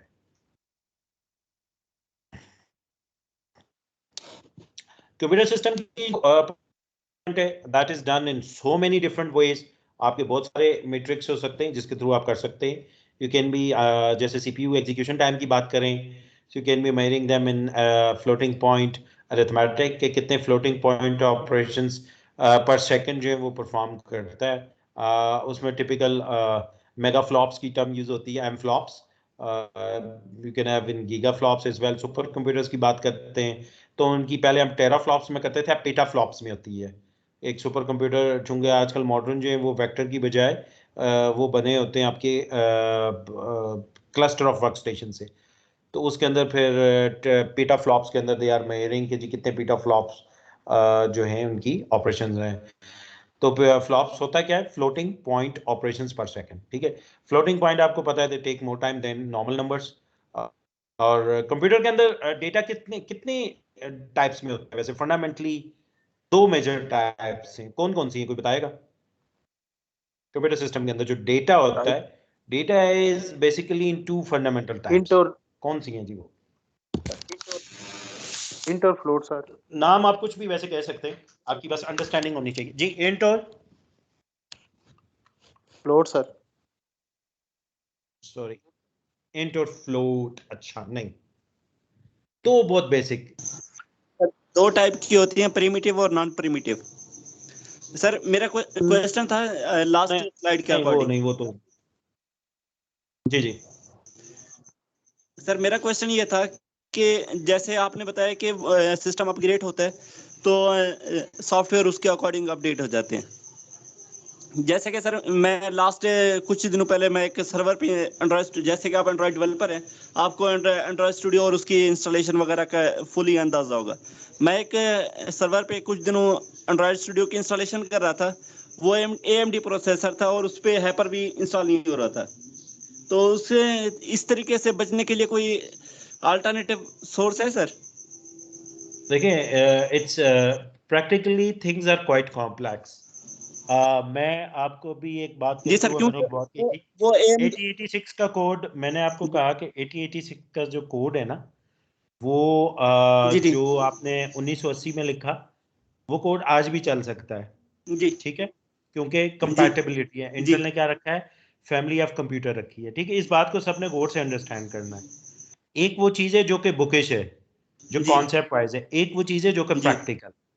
तो 8086 का यस, जी बुक वाइज भी ठीक है और प्रैक्टिकली भी ये ठीक है, होना ऐसे ही चाहिए और हो भी सकता है अगर आप लो लेवल पे उस कोड को चलाएंगे, डायरेक्ट हार्डवेयर पे चलाएंगे। होता क्या है, हम उस कोड को चलाते हैं ऑपरेटिंग सिस्टम के ऊपर। ठीक है, ऑपरेटिंग सिस्टम के थ्रू। ऑपरेटिंग सिस्टम की अंडरस्टैंडिंग असल में ना इस सारे को समझने के लिए बड़ी जी शदीद जरूरी है। आप जब भी लो लेवल जी इंटरेक्शन करते हैं ना एप्लीकेशन कोई भी, तो वो एप्लीकेशन क्या जी कहती है, वो ऑपरेटिंग सिस्टम की लाइब्रेरीज को यूज करती है, ऑपरेटिंग सिस्टम को सिस्टम कॉल्स जी भेजती है और वो ऑपरेटिंग सिस्टम फिर लो लेवल कोड को इन्वोक करता है। ठीक है, जी अब आपकी जो विंडोज है और लिनक्स है, ये दोनों के दोनों, let me right it here, x86 है आपका सिस्टम।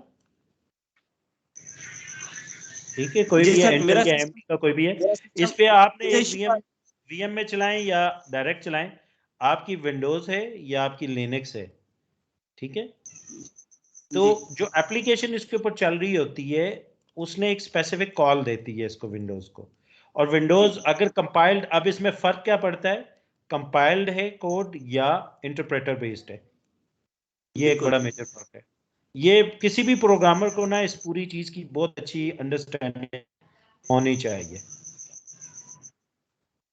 ठीक है, सही है। जी अच्छा, उसकी जी बल्कि सर। ये मैं इसी बात से लिंक एक बड़ी मजे की बात आपको बता देता हूँ। बात हम कुछ और कर रहे हैं लेकिन वो कहीं और जा रही है, लेकिन मैं बता देता हूँ।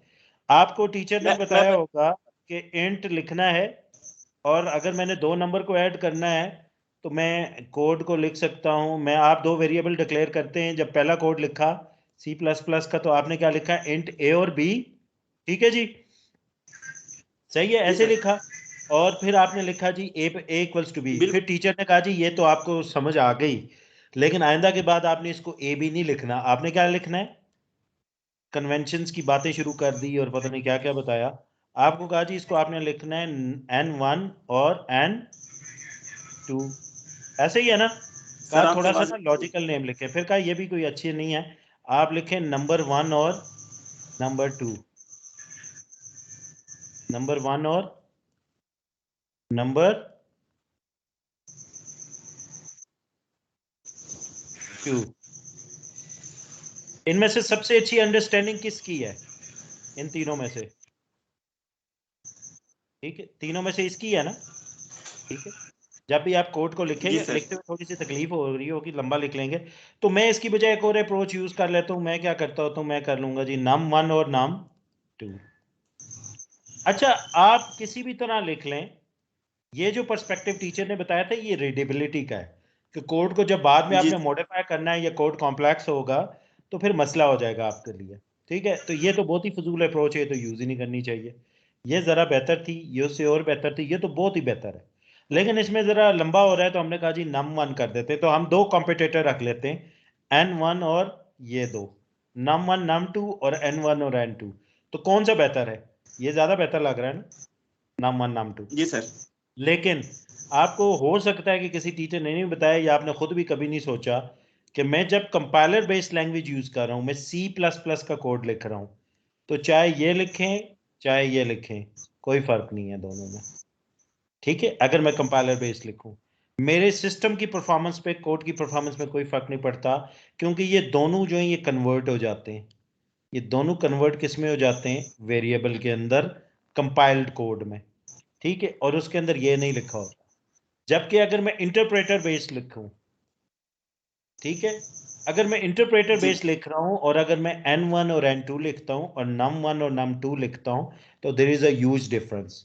मैं इंटरनेट से डेटा फेच कर रहा हूं, ठीक है, तो मेरा इंटरनेट से जब डेटा फेच होगा, सर्वर पे स्टोर भी इतने बाइट्स हुआ है, ज्यादा स्टोर हुआ है, 1 2 3 4 करेक्टर ये हैं और 4 करेक्टर ये हैं, 8 करेक्टर, जबकि यहाँ पे टोटल 4 करेक्टर है। तो मेरा डेटा भी कम फेच हो रहा है, मेरा प्रोसेसिंग भी फास्ट है, और ये क्योंकि जो इंटरप्रेटर बेस्ड है उसने इस इंस्ट्रक्शन को अंडरस्टैंड भी करना है। तो दिस इज अनफॉर्चुनेट, ये हमारे यहाँ अक्सर स्टूडेंट को इसकी क्लैरिटी नहीं होती और हम प्रोफेशनल बन जाते हैं, लेकिन हमें यही डिफरेंस नहीं पता होता कि कंपाइलर और इंटरप्रेटर बेस्ड के अंदर ये फर्क है। हमने सिर्फ रटा लगाया हुआ है कि कंपाइलर ये करता है और इंटरप्रेटर ये करता है। भाई हमने जब लैंग्वेज सिलेक्शन करनी है और इस तरह देखना है कि ये कंपाइलर बेस्ड कोड है, एक इंटरप्रेटर बेस्ड है या बाइट कोड बेस्ड कोड है, तो कहाँ पे हमें फायदा हो रहा है। ठीक है, तो ये एक अलग कहानी निकल आई, लेकिन दिस इज इंपॉर्टेंट। ये चीजें आपको पता लगती हैं जब हम अगर अच्छे तरीके से ओएस या आर्किटेक्चर पढ़ें और कोई हमें ठीक है ऐसी अंडरस्टैंडिंग वाला मिल जाए। ठीक है, तो ये एक फर्क है। अब बात आ गई यहाँ पे वापस, लेकिन अब आप कोई भी सर वन क्वेश्चन प्लीज। जी, विंडोज की लाइब्रेरीज डिफरेंट है, लिनक्स की लाइब्रेरीज डिफरेंट है। ठीक है, इसलिए अगर आपका सी का भी कोड होगा, सी का विंडोज का लेता है, लिनक्स का लेता है, आपने लेट्स से जावास्क्रिप्ट का कोड है, ठीक है, और आप उसे कोई लो लेवल काम करना चाह रहे हैं, या पाइथन का कोड है, लेट्स से पाइथन का कोड है, ठीक है, और वो आपकी इंटरप्रेटर होनी है, तो कोड तो सेम है, यहां भी वही चलेगा, यहां भी वही चलेगा, जावा का भी सेम कोड है, लेकिन जो नीचे लाइब्रेरी होगी, आपने कोई फाइल ओपन करनी है, तो फाइल ओपन करने का कोड यहाँ का डिफरेंट है और यहाँ का डिफरेंट है।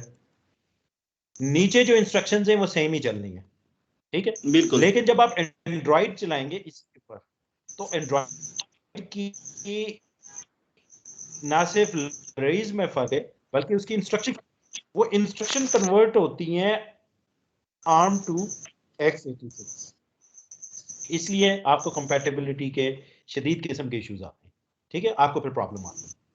सही हो गया, तो ये वाले चैलेंजेस हैं। फिर इसी तरह जो अभी जो मैं बात कर रहा था वो ये था कि अब आपके विंडोज लिखी गई थी x86 के एक उसके लिए, एक x86 बेस्ड कंप्यूटर्स के लिए, और विंडोज और लिनक्स दोनों बहुत डायनेमिक हैं। ठीक है, चूंकि डायनेमिक है इसलिए परफॉर्मेंस, जो जितना डायनेमिक होगा उसकी परफॉर्मेंस में चैलेंज भी ज्यादा होता है रन टाइम के ऊपर। जो सिर्फ एक ही आर्किटेक्चर के लिखा गया है, आप खुश हो रहे होते हो जी एप्पल बहुत अच्छी परफॉर्मेंस देता है, भाई वो लिखा ही एप्पल के लिए गया है। एप्पल को चलाएं ना जरा विंडो वर्चुअल मशीन में, कितने लोगों ने चलाया एप्पल को जेल ब्रेक को विंडोज के ऊपर, कितने लोग हैं जी? कोई भी नहीं है जिसने जेल ब्रेक करके मैक ओएस को चलाता हो विंडोज पे इन द वीएम। चलाएं, आप कोशिश करें, वो चल जाता है, जेल ब्रेक आपको मिल जाते हैं, लेकिन वो परफॉर्मेंस इंतहाई पैथेटिक है। क्यों? क्योंकि वो आर्किटेक्चर बहुत स्पेसिफिक के लिए लिखा गया है, एप्पल के अंदर इतनी डायनेमिसिटी नहीं है। ठीक है, तो वो विंडोज से काम तो लेता है और वो कर लेता है, लेकिन जो जेल ब्रेक होता है वो उस तरह करता नहीं है। वही आप विंडोज के ऊपर लिनक्स को चलाएं, होस्टेड वीएम के अंदर आप इधर लिनक्स चलाएं, तो लिनक्स की जो मेटल के ऊपर परफॉर्मेंस है डायरेक्ट, उससे ऑब्वियसली थोड़ी कम होती है। ठीक है, जब वीएम में चलाएंगे, जो वीएम कौन सी, जो होस्टेड होगी, बेयर मेटल वाली नहीं, मेटल वाली ठीक होती है। तो जो होस्टेड चलाएंगे वो विंडोज के थ्रू क्योंकि जाएगी तो उसकी परफॉर्मेंस थोड़ी इफेक्ट होती है, लेकिन वो बहुत बेहतर है, बहुत अच्छी है एज कम्पेयर टू अगर आप उसको एप्पल से कंपेयर करेंगे। ठीक है, एप्पल जो है वो आपको बहुत पुअर देता है, क्योंकि एप्पल एक स्पेसिफिक है x86 का, लेकिन वो कॉन्फ़िगरेशन एनवायरनमेंट जो पूरा है, प्रोसेसर कौन सा है, आईओ प्रोसेसर कौन सा है, मेमोरी सिस्टम कौन सा है, वो सारी चीजों के लिए स्पेसिफिक है।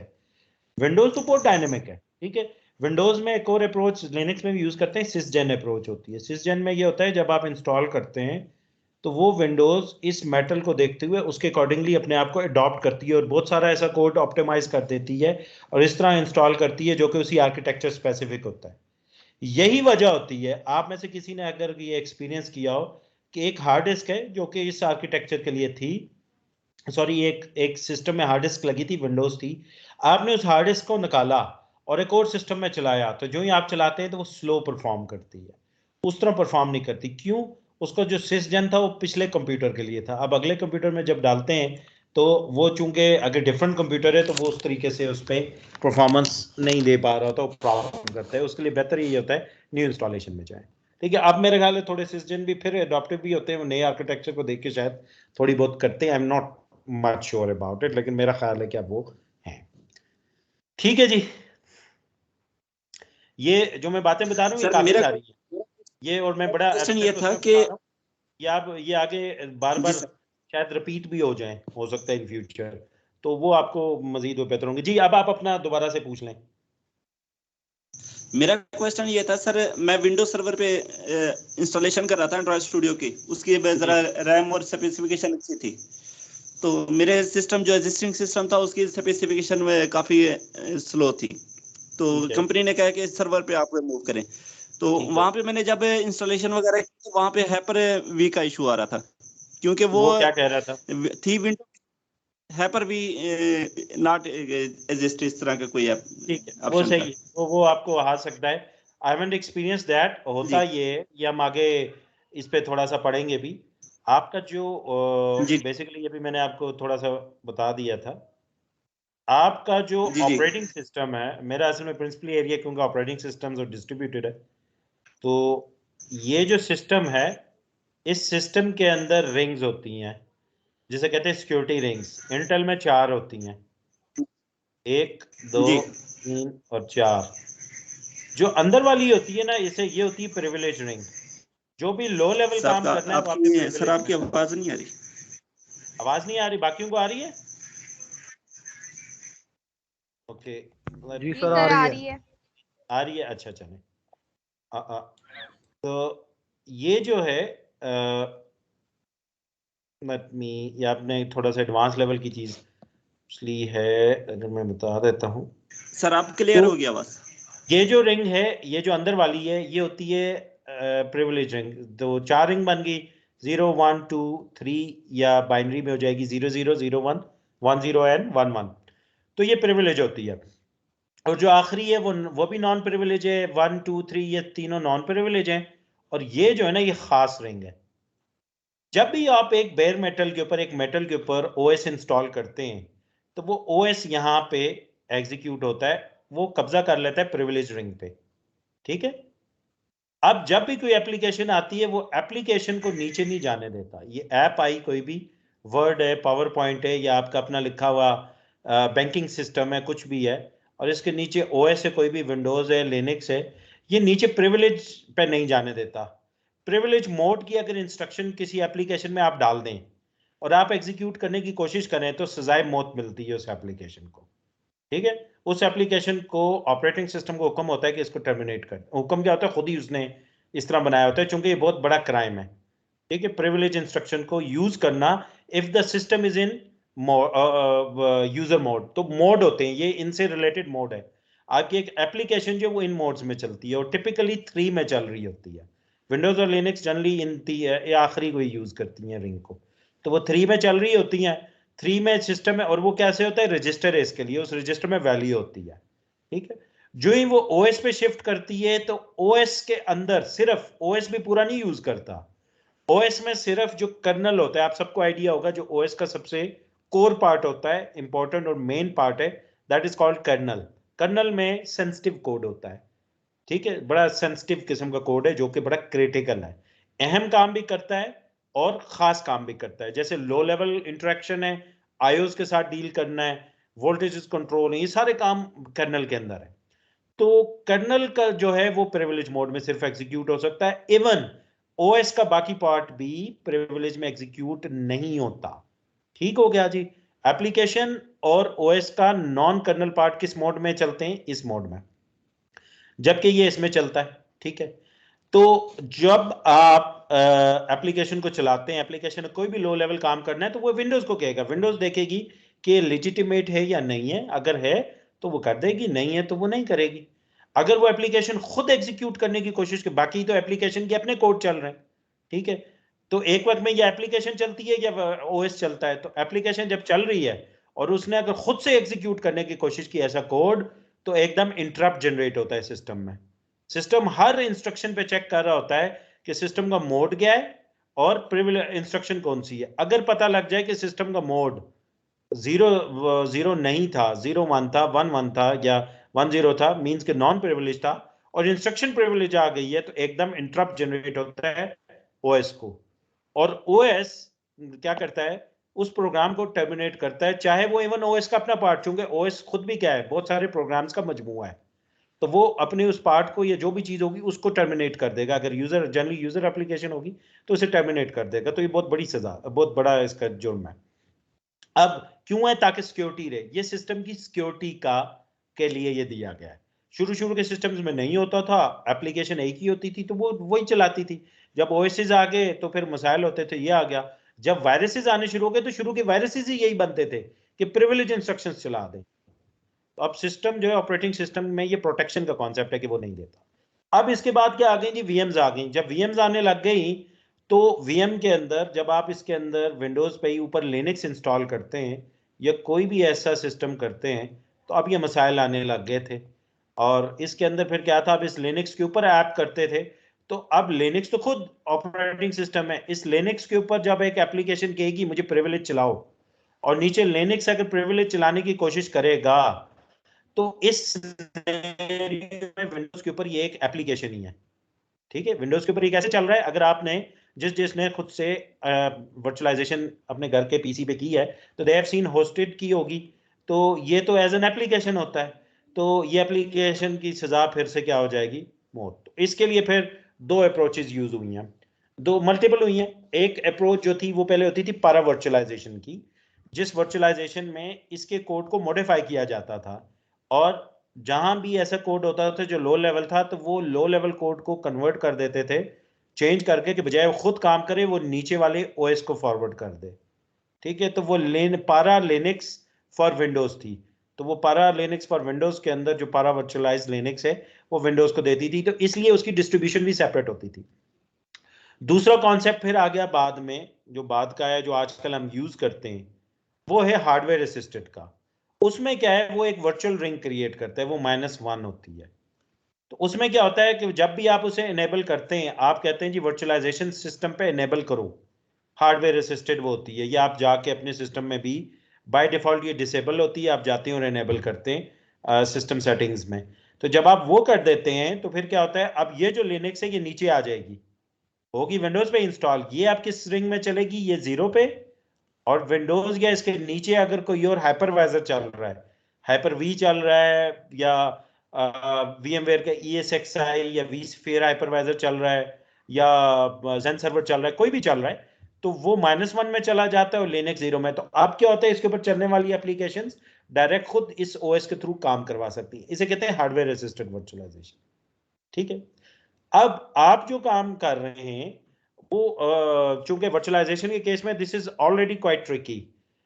इस पे बल्कि एक बार मुझे था कि मैं खुद भी एक्सपेरिमेंट करूं, मैंने करना था, मैं किया नहीं, कि व्हाट अगर आप एंड्रॉइड स्टूडियो को, इस पर पता नहीं किसी को शायद कहा था, उसने बताया था कि शायद चलती है एंड्रॉइड स्टूडियो, चूंकि खुद वो है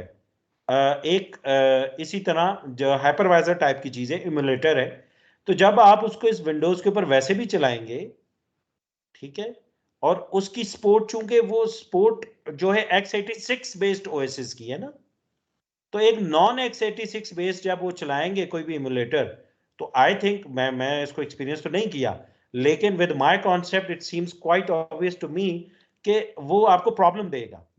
it may not be the case, मैं इस पे 100% श्योर नहीं हूं, लेकिन चूंकि ये नॉन x86 बेस्ड है, ये ARM बेस्ड आपका है, वो जब आप उसको चलाएंगे तो that can create a problem, चूंकि वो आपकी उसके लिए नहीं लिखा गया वर्चुअलाइजेशन के लिए, क्योंकि ऑलरेडी आपकी इसके नीचे 2 लेयर्स मौजूद हैं। आपने हाइपर वी पे चलाया, हाइपर वी अभी -1 में मौजूद है, वो नीचे है, और आपने हार्डवेयर असिस्टेड इनेबल की हुई है। तो जब हार्डवेयर असिस्टेड इनेबल की हुई है और इसके ऊपर एक और लेवल ऑफ वर्चुअलाइजेशन आप करने की कोशिश करें, तो that may create a problem for you, और है भी वो x86 के लिए नहीं है, तो इससे आपके लिए प्रॉब्लम होगा। पहले आप किस पे चला रहे थे, अपने सिस्टम पे चला रहे थे? जी सर, मैं सिस्टम पे चला रहा था जो आप बता रहे हैं ना कि एंड्रॉइड स्टूडियो को x86 पे चलाया जाए। x86 पे जो चलते हैं ना वो 3.2 से पहले पहले जो एंड्रॉइड स्टूडियो के वर्जन है वो चलते थे। उसके बाद जो वर्जन आने लगे वो रिकमेंड करता था एंड्रॉइड स्टूडियो कि आपके लिए जरूरी है कि आपका सिस्टम 64 बिट होना चाहिए और मिनिमम 8 जीबी होनी चाहिए। इससे पहले वो रिकमेंड नहीं करता था, वो कहता था 4 जीबी। अच्छा, वो जो है ना जी x86 से मुराद दो चीजें। x86 पहले जी सीरीज थी जो 32 बिट तक आई। उसके बाद जब 64 आया तो उसको बोलते हैं हम x86 ही है। वो है x86_64।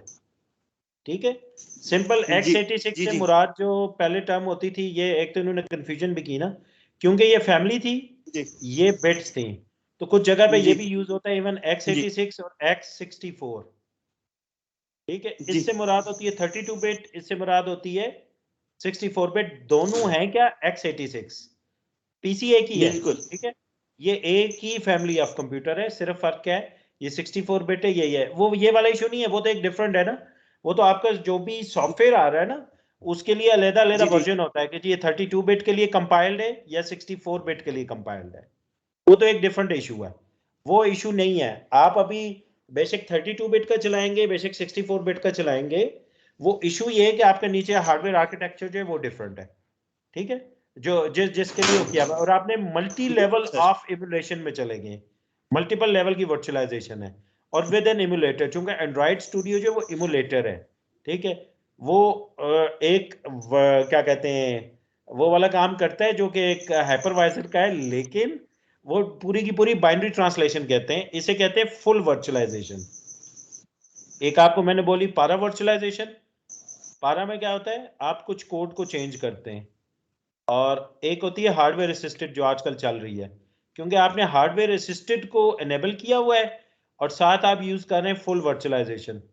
ठीक है, तो फुल वर्चुअलाइजेशन जो है वो क्या करती है, वो बाइनरी ट्रांसलेशन करती है, एक सिस्टम की बाइनरी को दूसरे सिस्टम की बाइनरी में कन्वर्ट कर रही है। तो this is a use work. तो जब आपकी ऑलरेडी नीचे एक आपने हाइपरवाइजर कर दिया, यहाँ पे आपने हाइपर वी किया, रिंग 0 रिंग -1 पे वो है हार्डवेयर असिस्टेड था, रिंग 0 पे विंडोज है, आप या कट लिनक्स कट है के या आती रूबी है। है, विंडोज सर्वर है।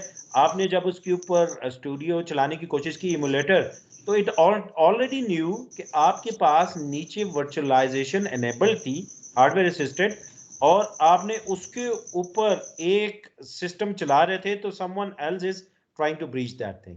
अब इसी को अगर आप विंडोज पे चलाएंगे ना, तो वो कोशिश ये करता है कि जी नीचे बाइनरी ट्रांसलेशन करे, लेकिन डायरेक्ट नीचे से काम करेगा। ठीक है, तो वो एंड्रॉइड स्टूडियो क्या करेगा, वो चलेगा आपका, अगर आप अपने सिस्टम पे चलाएंगे, स्टूडियो चलेगा रिंग 0 पे और विंडोज चल रही है -1 पे। ठीक है, तो ये तो ठीक है, ये इसको मिल जाती है सपोर्ट। ठीक है, तो ये इस तरह वाले अच्छा केस में सर, तो मेरा ज्यादा ये आप नहीं क्वेश्चन कह था रहे। कि जी जी, क्या पूछो। हेलो। अच्छा जी सर, मेरा एक क्वेश्चन ये था कि जो मॉडर्न कंप्यूटर्स हैं जी उनमें जो कंपोनेंट्स की जो तादाद है वो इन्फिनिटी है या मिलियंस में है, एक क्वेश्चन ये। सेकंड सर ये है कि इंट के साथ अगर हम कोई नम यूज कर रहे हैं या एन यूज कर रहे हैं, वो जी तो वेरिएबल का नेम है, जी जी तो इन दोनों वेरिएबल्स में कैसे डिफरेंस हो सकता है, जी, जबकि इंट जो वो है मैं बता वो देता हूँ। हमारी एक डेटा अच्छा, टाइप जो पहले है एक इंट। तो मैं वो क्वेश्चन आंसर कर दूं जो मैंने पूछा था, फंडामेंटल टाइप्स का ना। कंप्यूटर के अंदर दो फंडामेंटल जी जी टाइप्स हैं, एक है नंबर और दूसरी है करेक्टर। जी ठीक है, ये याद रखना है सबने, एक है नंबर और दूसरी है करेक्टर। अच्छा, सबसे इंटरेस्टिंग बात ठीक है, है। ये सारी वो बातें हैं जो कि बड़ी फंडामेंटल हैं, जो शायद जब आपने कंप्यूटर साइंस शुरू की, आईटीसी का कोर्स पढ़ा, तो वहां से शुरू होती हैं, हम बताते हैं। बच्चा उस वक्त उस तरह ग्रास्प भी नहीं जी जी करता, और लेटर ऑन पूरी डिग्री कर जाते हैं, लेकिन हम ये बड़ा फंडामेंटल कंप्यूटिंग कॉन्सेप्ट जो है ना, उसको हम इग्नोर कर देते हैं। तो दो ही टाइप्स हैं, एक नंबर है और दूसरा करेक्टर है। अब ये समझना क्यों इंटरेस्टिंग इंपॉर्टेंट है, वो इसलिए है कि जो नंबर है, नंबर कोई भी है, वो एज अ होल प्रोसेस होता है, और जो करेक्टर है, जी उसकी प्रोसेसिंग या उसकी डीलिंग जो है, वो करेक्टर बाय करेक्टर होगी। ठीक है, उसकी एग्जांपल मैं आपको दे देता हूं कि मैंने लेट से कैरेक्टर की स्ट्रिंग हो सकती है ना आपकी, मैंने अगर लिख दिया 25 या 254 लिख दिया, अब ये 254 सॉरी कैरेक्टर्स में भी है। जब नंबर में है तो ये पूरे का पूरा इकट्ठे प्रोसेस होगा, जब कैरेक्टर में है तो ये अलग-अलग होगा। जो लोग डेटाबेस कर रहे हैं करते हैं, डेटाबेस का काम करते हैं, डेवलपमेंट करते हैं, तो आप इंडेक्सिंग यूज करते हैं डीबी के अंदर, ठीक है। इंडेक्सिंग आप नंबर बेस्ड करते हैं। आपकी हालांकि प्राइमरी की बनी हुई है, मेरी लेट से प्राइमरी की है, मेरा लेट से आईडी कार्ड है, उसका एक फॉर्मेट है। अब आईडी कार्ड जो है वो ऐसा, अगर आप फॉर्मेट में एग्जैक्ट लिखें तो वो नंबर नहीं है, फिर वो स्ट्रिंग है, ठीक है, वो एक कैरेक्टर है, या डेटाबेस में var4 हो जाएगा, जो कि 13+2 बीच में हाइफन्स आ जाती हैं, 15 कैरेक्टर्स का हो जाएगा। तो अब मैंने जब मैचिंग करनी है तो मुझे आईडी कार्ड की मैचिंग किस तरह होगी, कैरेक्टर बाय कैरेक्टर। तो मेरे वर्स्ट केस में 15 कैरेक्टर मैच होंगे आईडी कार्ड के केस में। जब मैं लेट से एक सिलेक्ट की क्वेरी चलाई है डेटाबेस में, तो मेरे 15 कैरेक्टर मैच होंगे। अगर मैं उसकी बजाय कोई भी इंडेक्सिंग कर दी, मैंने अपनी साथ 1 2 3 से इंडेक्सिंग कर दी है, और अब मैं प्राइमरी की इंडेक्स बेस्ड रखी हुई और उसको मैं कंपेयर करता हूं, सो this is number is completely compared. वो चाहे 5 लाख लिखा है या 5 लिखा है, पूरे का पूरा नंबर होगा। और नंबर स्टोर कैसे होता है, पूरे का पूरा नंबर कन्वर्ट होता है इनटू बाइनरी, ऐसे ही है, पूरे का पूरा नंबर कन्वर्ट होगा किसी बाइनरी के अंदर। जबकि कैरेक्टर क्या होंगे, जी सर, वो नंबर पर पहला कैरेक्टर अलहदा बाइनरी में कन्वर्ट होगा एक कैरेक्टर, दूसरा कैरेक्टर अलहदा कन्वर्ट होगा, तीसरा कैरेक्टर अलहदा कन्वर्ट होगा, चौथा अलहदा होगा। समझ गए बात, ये दोनों में फर्क है। जी। और वो आप पढ़ते नहीं कि ASCII कैरेक्टर और यूनिकोड और वो, तो वो कैरेक्टर के लिए होता है। कैरेक्टर की कन्वर्जन किस पे होती है, किसी कोडिंग स्टैंडर्ड पे। वो ASCII हो सकता है, एब्सिडिक हो सकता है, यूनिकोड हो सकता है, कुछ भी हो सकता है।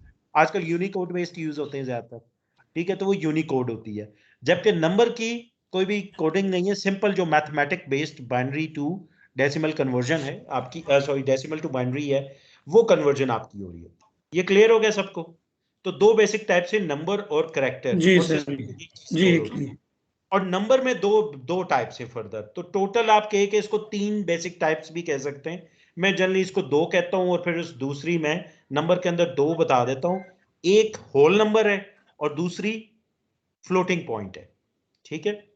होल नंबर यही जैसे 254 लिखा, और फ्लोटिंग पॉइंट में आ गया जी 3.27, ठीक है। सो this is a floating point. इसको टिपिकल आर्किटेक्चरल लेवल पे हम कहते हैं पर्सियन, और वो सिंगल पर्सियन होती है और डबल पर्सियन होती है, जिसको प्रोग्रामिंग लैंग्वेजेस में अक्सर हम फ्लोट और डबल कह रहे होते हैं, ठीक है। सो दिस इज फ्लोटिंग पॉइंट या पर्सियन। तो ये सारी कहानी है। ये 3 फंडामेंटल टाइप्स हैं। डीबी में आप कैरेक्टर्स को आप var4 कह रहे हो, किसी में कैरेक्टर कह रहे हो, किसी में क्या कह रहे हो, it depends upon your programming language and the high level stuff. Low level के ऊपर ये फंडामेंटल सी चीज है। Now coming back to that thing जो कि आप ने क्वेश्चन किया था, एक तो आ गया वो जो आपने कहा कि जी उसका जो अल्फा, वो सॉरी, जो वेरिएबल का नेम है उसका क्या इम्पैक्ट पड़ेगा। दूसरा भी आपका कोई क्वेश्चन था, वो क्या था सर? दूसरा ये क्वेश्चन था मेरा कि जो मॉडर्न कंप्यूटर्स हैं, तो उनमें जो वो इसका नाम क्या है, कंपोनेंट्स हैं, वो मिलियंस की फॉर्म्स में होंगे कि इन्फिनिटी की फॉर्म में? अच्छा, ये मैं बता दूं, देखिए इन्फिनिट तो खैर वैसे कोई भी चीज नहीं है, सारी क्वांटिफाइड है। Yes, it seems to be like infinity ना। अभी हम वो नेक्स्ट में ही आएगा, इसी में थोड़ा सा था। लास्ट जो सेंचुरी है, इनफैक्ट जो 20th सेंचुरी थी, उसकी कोई बता सकते हैं सबसे बड़ी इन्वेंशन या सबसे बड़ी मेगा डेवलपमेंट क्या थी?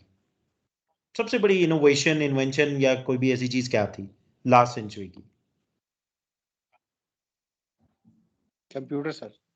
नहीं, this is quite big in size, बहुत बड़ी हम डोमेन की बात कर रहे हैं। It contributed a lot, maybe by the largest, लेकिन मैं एक इन्वेंशन की बात कर रहा हूँ, कोई एक ऐसी चीज के जिसने पूरी दुनिया को रेवोल्यूशनाइज कर दिया।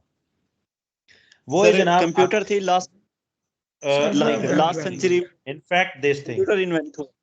नहीं दिस थिंग क्या है ये? वेब डेवलपमेंट थी सर, वेब डेवलपमेंट, मैं वेब डेवलपमेंट को जानता हूँ। अच्छा, नहीं, well, this is integrated circuits, IC. IC ने रेवोल्यूशनाइज किया पूरी दुनिया को, चाहे आपके कम्युनिकेशन है, चाहे आपके कंप्यूटर्स हैं, चाहे आपके digital electronics in general, TVs हैं, फ्रिजेज हैं, स्मार्ट डिवाइसेस हैं, इलेक्ट्रॉनिक्स हैं, whatever, it's actually been driven by ICs. शुरू में first generation computer, all of you know, they were made up of vacuum tubes. Vacuum tubes बहुत बड़ी थी, वो एकदम से छोटी होकर क्या हो गए, आपके ट्रांजिस्टर्स आ गए. But transistors were again used to be quite large in size. आपने छोटे हुए सबने शायद अपने क्लोने तोड़ के और उसके अंदर कुछ ना कुछ इंजीनियरिंग की होगी. So you must have seen के there are a lot of components inside your computer, और सॉरी कंप्यूटर कह रहा हूँ, किसी भी टॉय के अंदर वो आपको सिलेंडर टाइप की भी चीजें नजर आ रही हैं. So you may be seeing some transistors, कोई कैपेसिटर्स नजर आ रहे होंगे, फिर इसी तरह आपको बेशुमार उसके अंदर रेजिस्टेंस नजर आ रही होती है, रेजिस्टर्स लगे होते हैं. So you might have seen, तो वो बड़े बड़े साइज के होते हैं जिन्हें आप तोड़ के भी देखते हैं और ये करते हैं जी इसकी 3 टांगे हैं, इसकी 2 टांगे. तो ये आप में से बहुत सारों ने एक्सपीरियंस किया होगा. So in early days electronics was mostly like this, but you must have seen these type of chips there as well. ये जिस तरह से ये आपकी ये चिप आपको एक यहाँ पे नजर आ रही है, यहाँ पे कुछ है आपको, तो इस तरह की बेशुमार ये आपको चिप्स नजर आ रही हैं. सो दिस इज अ मदरबोर्ड जिसके ऊपर बेशुमार चिप है. This is bit old motherboard. तो बहुत से बेशुमार चिप्स हैं इसके अंदर. तो ये चिप्स जो है सारी की सारी, these are what they are, ICs. ठीक है, इंटीग्रेटेड सर्किट्स. तो integrated circuit was the biggest revolution.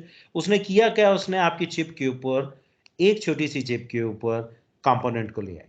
ठीक है, और वो component they become too much small, miniaturisation होगी, मिनिएचराइजेशन से they become small small small small and so much small. ठीक है, तो बहुत ही ज्यादा स्मॉल होते गए. और अब coming back to your question, they started with by putting a few hundreds, a few tens or a few hundreds things onto one small IC, जो आपके एक थंब के साइज की IC है. So they started putting a few hundred components. तो ये बहुत बड़ी रेवोल्यूशन थी कि एक बोर्ड के ऊपर इतने कंपोनेंट्स लगते थे. बोर्ड की बजाय वो किस पे आ गए, अलग-अलग एक एक वो लगता होता था जी, कैपेसिटर लग रहा है या फलाना लग रहा है, और वो किस पे आगे, they came only on to a small IC. और फिर ये सैकड़ों से बात हजारों में गई, 10,000, 100,000, millions. Right now we are in billions. ठीक है, एक छोटी सी आईसी जो है वो बिलियंस में कंपोनेंट करती है. उसकी सादी सी एग्जांपल जो है, that is your memory. RAM जो आप यूज कर रहे होते हैं उसके ऊपर क्या यूज हुए होते हैं, कैपेसिटर्स होते हैं रैम के अंदर, और for each memory cell you need capacitor. तो अगर आप 16 GB की एक मेमोरी यूज कर रहे हैं तो 16 GB का मतलब होता है you are using how many capacitor, हर बिट के लिए चाहिए होता है, multiply by 8 bit. So it means how many you are using, you are using 200 and sorry not 200, 128 billion capacitors. और अक्सर ये 8 बैंक्स में डिवाइड होती हैं, 8 चिप्स लगी होती हैं आपकी मेमोरी पे, तो उसको फिर से 8 से डिवाइड कर दें तो वही 16 ही बन जाएगी. तो 16 बिलियन कैपेसिटर आपकी वो जो मेमोरी पे 8 चिप्स लगी होती हैं, तो हर चिप के अंदर आपकी जो 16 GB की एक रैम चिप है, उसमें रैम जो ली है आपने, परचेज की हुई आपने देखी हो, छोटी सी रैम है, उस 16 बिलियन 16 GB वाली में जो एक चिप लगी है, एक आईसी लगी है, उस पर 16 बिलियन कैपेसिटर्स मौजूद हैं. ठीक है, सो you can imagine के कितने components हैं. So this is the answer to your question. So we are into the billion. Same goes for your CPU as well. CPU के अंदर भी आपके अच्छे खासे साइज की इन गीगाबाइट आपकी वीडियो रैम होती है. इसी तरह आपकी कैशेस लगी हुई हैं मेगाबाइट्स, लेकिन चूंकि कैशे में कंपोनेंट वो दूसरा यूज करते हैं which is very first component, लेकिन उसकी डेंसिटी ज़्यादा होती है, कैपेसिटर की डेंसिटी कम होती है. सो you can place more capacitor onto one chip, तो इसलिए ये आपके लिए बेनिफिशियल है. So you are putting a lot of component. Now coming to this, ये purely आपका programming concept है. Basically, if we do have an idea of interpreter based or compiler based programs, कौन से बेहतर होते हैं वैसे, compiler based बेहतर हैं या interpreter based बेहतर हैं? Benefit क्या है compiler based का और interpreter based का?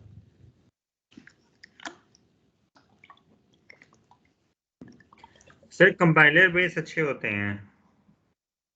अच्छा, क्यों अच्छे होते हैं? क्योंकि टीचर ने बताया था यार, हम पक्के हो गए. नहीं सर, उसमें कंपाइलर बेस में ये होता है कि हम अपनी मर्जी से उसमें जो है ना ऐड और कर सकते हैं, चीज़ों को मैनेज कर सकते हैं. नहीं, वो कैसे अपनी मर्जी से? इंटरप्रेटर बेस में भी कर सकते हैं सर. उसमें कुछ बने बनाए फंक्शंस होते हैं इंटरप्रेटर में और जो है दूसरे में नहीं होते.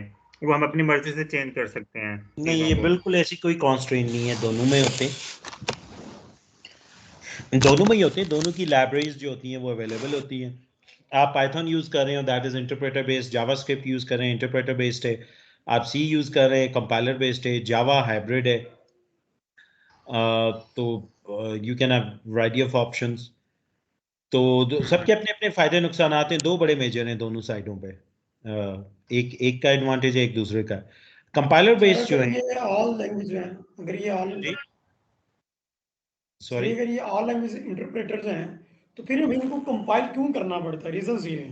नहीं पाइथन भी एक तो कंपाइल होगी, उसके नहीं, बाद एक तो आपने कंफ्यूज नहीं करना, हम कुछ चीजें ना गलत आम बोलते हैं। हम जिसको कंपाइलेशन बोलते हैं बेसिकली, उसमें मल्टीपल चीजें आ रही होती हैं जो हम एक आईडी में करते हैं। लेट्स से C++ का कोड कर रहे हैं, तो yes we are doing the compilation as well, compilation भी करते हैं, लेकिन हम उसके अलावा कोड को लिंक भी करते हैं, बेशुमार काम कर रहे होते हैं। कंपाइलर जो है या इंटरप्रेटर, दोनों का काम एक ही है, ठीक है। कंपाइलर और इंटरप्रेटर का काम दोनों का एग्जैक्टली सेम है। दोनों का काम जो है वो एरर फाइंड करना नहीं है, पहली बात। कंपाइलर या इंटरप्रेटर का, हम जब स्टूडेंट होते हैं और C++ में हमें प्रोग्रामिंग फंडामेंटल पढ़ाई गई, तो हम वो समझते हैं जी ये एरर पकड़ने का प्रोग्राम है, ठीक है। एरर पकड़ना तो वैसे ही एरर आपने पकड़ना ही है, वो तो एरर के बगैर कोड लिखना है। हाँ, वो आपको एरर्स भी फाइंड करके देता है, तो बेसिकली साथ आपका डीबगर चल रहा होता है जो कि एरर फाइंड करता है। प्रिंसिपली कंपाइलर और इंटरप्रेटर एक ही काम करते हैं। क्या काम है वो, कोई बता दो।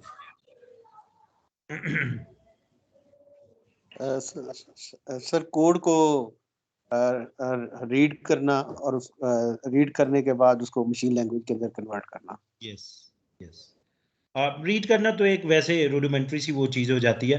प्रिंसिपली उनका काम क्या है, they are translator, both of them they are translator. They translate high level code into machine code. Computer क्या समझता है, कंप्यूटर सिर्फ और सिर्फ मशीन कोड समझता है। कंप्यूटर को बिल्कुल भी ABC की समझ नहीं आती, ठीक है। और कंप्यूटर का कोड जो है वो मशीन कोड जो है जो हम कंप्यूटर से यूज करते हैं, इट्स बाइनरी कोड। ये अब आपने टाइम काफी हो गया, लास्ट लेक्चर में मैं यहाँ से स्टार्ट कर दूंगा कि व्हाई इट्स बाइनरी। अच्छा, ये तो बल्कि ऊपर हो गया, व्हाई इट्स बाइनरी कोड। इसको हम नेक्स्ट में कवर कर लेंगे, क्योंकि this is an architectural stuff. मुझसे लाजमी पूछिएगा कि बाइनरी में क्यों है, बिल्कुल सादी सी बात है।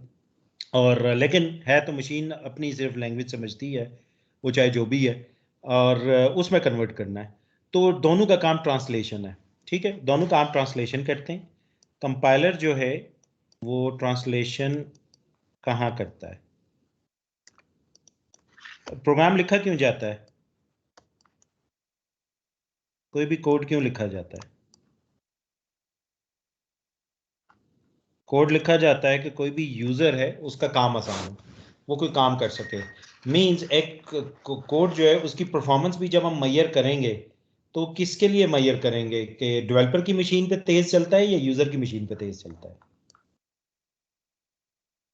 यूजर की मशीन पे, ऑब्वियसली, क्योंकि काम तो यूजर का है। कंपाइलर डेवलपर ने तो एक दफा उसको चलाना है, या जब जब डेवलप करे उस वक्त डेवलप करके उसका काम है उसको दे दे। उसका ये दर्द सर नहीं है कि जी स्लो चलता है। तो इसीलिए अगर आपके एंड्रॉइड इमुलेटर पे कोड स्लो चलता हो तो यूजर ने तो इमुलेटर पे नहीं चलाना, यूजर ने तो फोन पे चलाना। आपका कंसर्न ये होना चाहिए कि फोन पे कैसा चलता है, ठीक है। तो डेवलपर, अगर आपका इमुलेटर स्लो है तो कोई बात नहीं, परेशान होने की जरूरत नहीं है, आपका PC स्लो है तो डोंट वरी अबाउट दैट। आपके लिए वरिंग चीज एज अ डेवलपर क्या होगी कि अगर आपका कोड ऐसा है जो कि फोन पे स्लो चलता, समझ की बात। तो डेवलपर जो है, कंपाइलर बेस्ड कोड क्या होता है, वो कन्वर्ट हो जाता है into machine code on to developer machine, ठीक है। यहां पे वो ट्रांसलेट हो जाता है, ठीक है। उसका तमाम का तमाम कोड, कंप्लीट कोड ट्रांसलेट हो जाता है। एक और बड़ी गलत आम किस्म की डेफिनेशन है, स्टूडेंट से आप पूछें क्या फर्क है जी, वो जी कंपाइलर जो है वो इकट्ठे कोड कंपाइल कर देता है या ट्रांसलेट कर देता है, और इंटरप्रेटर जी लाइन बाय लाइन करता है। टोटल गलत। दोनों जो हैं वो जब भी कन्वर्जन करेंगे तब भी लाइन बाय लाइन ही होगी, और जब एग्जीक्यूशन करेंगे तब भी लाइन बाय लाइन ही होगी। कंपाइलर बेस्ड कोड जब यूजर मशीन पे जाता है तो ये सिर्फ और सिर्फ एग्जीक्यूशन करता है, क्योंकि सारा कोड ट्रांसलेटेड है, पहले से ट्रांसलेटेड है। इंटरप्रेटर बेस्ड कोड जो है यूजर मशीन पे सिर्फ चेकिंग करता है, जो आप चेकिंग कर रहे हैं ना, चेक कि जी ये ठीक है नहीं है, और उस यहाँ पे भी चेक करता है और ट्रांसलेट कर देता है। इंटरप्रेटर बेस में सिर्फ चेक करता है, ट्रांसलेट नहीं करता। हाँ, चेक करते हुए वो अपने लिए भी ट्रांसलेशन जरूर होती है, लेकिन यूजर को ये क्या देता है, यूजर को ये उसका सोर्स कोड या बाइट कोड देता है। अब जो वेब डेवलपर हैं वो यूजर को क्या दे रहे होते हैं, वेब डेवलपर का जो लिखा हुआ कोड है वो यूजर के पास क्या आता है, सारा सोर्स कोड आता है, चाहे वो HTML है, चाहे जावास्क्रिप्ट है, कोई सा भी कोड है, वो सारे का सारा जो है वो कौन सा है, जो कि यूजर का है। और तीसरा जो है वो अगर आपका PHP का या .NET का भी कोड है तो वो भी यूजर के पास नहीं आता हो, लेकिन सिस्टम पे भी वो इंटरप्रेटर बेस्ड ही होता है। तो यहाँ पे क्या होता है, अब कोड को एग्जीक्यूट तो होना ही है मशीन पे, लेकिन हमेशा कोड को एग्जीक्यूशन से पहले क्या चाहिए, ट्रांसलेशन, क्योंकि मशीन तो क्या समझेगी, सिर्फ machine code. This is a problem for interpreter based. अब इससे क्या होगा, प्रोग्राम की एग्जीक्यूशन स्लो होती है, क्योंकि उसको दो काम करने होते हैं, हर लाइन को पहले ट्रांसलेट करे फिर एग्जीक्यूट, फिर ट्रांसलेट करे फिर एग्जीक्यूट, फिर ट्रांसलेट फिर एग्जीक्यूट। ठीक है, और इस ट्रांसलेशन में और भी कॉम्प्लेक्सिटी है।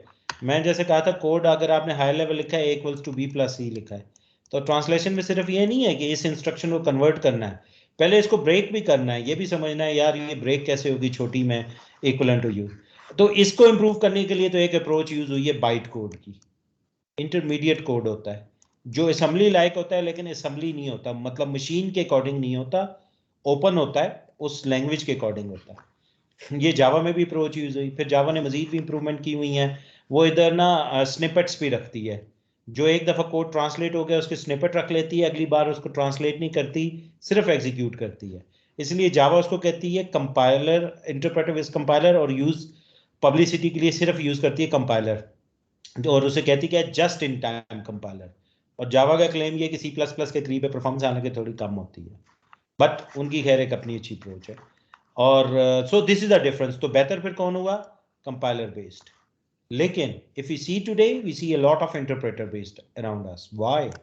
बल्कि हम जब स्टूडेंट थे आज से काफी पहले तो तब ये था, जी इंटरप्रेटर बेस्ड तो कम हो गई है, तब डेस्कटॉप बेस्ड प्रोग्रामिंग लैंग्वेजेस ज्यादा थी, वेब बेस्ड कम थी। वेब सिर्फ इंफॉर्मेशन पोर्टल थे, वेब 2 के बाद वेब बन गए आपके एप्लीकेशन प्लेटफॉर्म्स, तो अब एप्लीकेशन ही आपकी वेब बेस्ड होती है, तो वो तो इंटरप्रेटर बेस्ड है। तो इंटरप्रेटर बेस्ड है तो why they become famous, the advantage is what, यहाँ पे कोड हो जाता है ट्रांसलेट। जब ट्रांसलेट हो गया तो अब वो एक ही, वो जो एक स्पेसिफिक कोड है वो एक ही आर्किटेक्चर पे चल सकता है। अब वो, और आर्किटेक्चर से मुराद पूरा प्लेटफॉर्म है, OS प्लस हार्डवेयर आर्किटेक्चर।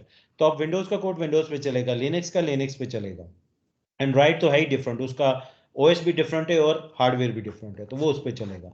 लेकिन जो इंटरप्रेटर बेस्ड है, अब आप एंड्रॉइड के अंदर सेम कोड ओपन करते हैं, वेब में भी ब्राउजर में करें तो वही चलेगा जो विंडोज के ऊपर चल रहा है, जो लिनक्स पे चल रहा है, सब पे एक ही चल रहा है। Why? Because they are interpreter based. तो इंटरप्रेटर का फायदा ये है कि वो प्लेटफॉर्म इंडिपेंडेंस देते हैं, और कंपाइलर का फायदा क्या है, they give you more speed. ठीक है, तो कंपाइलर बेस्ड में जब कोड कन्वर्ट होता है, ट्रांसलेट होता है, तो वो बेशक आपने बड़ा लिखा हुआ था, छोटा लिखा हुआ था, उसको कंपाइलर अपने हिसाब से अपने नेमिंग कन्वेंशन में वेरिएबल नेम के वेरिएबल्स के तौर पे स्टोर कर देता है, वो आपके वेरिएबल नेम नहीं यूज होते, ये उसमें फायदा है। तो आप बेशक बड़ा लिखें छोटा लिखें वो उतना ही होगा। इंटरप्रेटर बेस्ड में आपका वेरिएबल नेम क्या है, वो वही सिस्टम पे है, और यूजर की मशीन पे भी जैसे वेब बेस्ड है तो वो वही वेरिएबल नेम आएगा जो आपके पास आया, यूजर मशीन तक वही आएगा। ठीक है, तो यूजर मशीन पे आएगा, नेटवर्क पे भी लोड, अगर बड़े नाम लिखे होंगे नेटवर्क पे भी लोड ज्यादा होगा, डेटा भी ज्यादा आएगा, प्रोसेसिंग भी ज्यादा आएगी। तो this was the concept that I was telling you, and unfortunately ये अक्सर हम इसको कन्वे नहीं किया होता है। This is a very important concept कि अगर आप इंटरप्रेटर बेस्ड प्रोग्रामर हैं, so you need to be more cautious about writing your name, वो लॉजिकल भी हो लेकिन इतना बड़ा ना हो। जैसे हम लिखते हैं जी फर्स्ट स्टूडेंट रिजल्ट, एक वेरिएबल नेम है, तो मुझे तो, मैं डेस्कटॉप में ज्यादा काम किया तो मैं तो फर्स्ट, जावा बेस्ड है तो फर्स्ट कैमल केस में लिखता हूँ स्टूडेंट, और रिजल्ट पूरा लिखता हूँ। लेकिन अगर आप इंटरप्रेटर बेस्ड में लिख रहे हैं तो आई वुड रिकमेंड कि आप लिखें FST और रिजल्ट पूरा लिख लें, बेशक FST रिजल्ट, तो ये छोटा नाम हो जाएगा।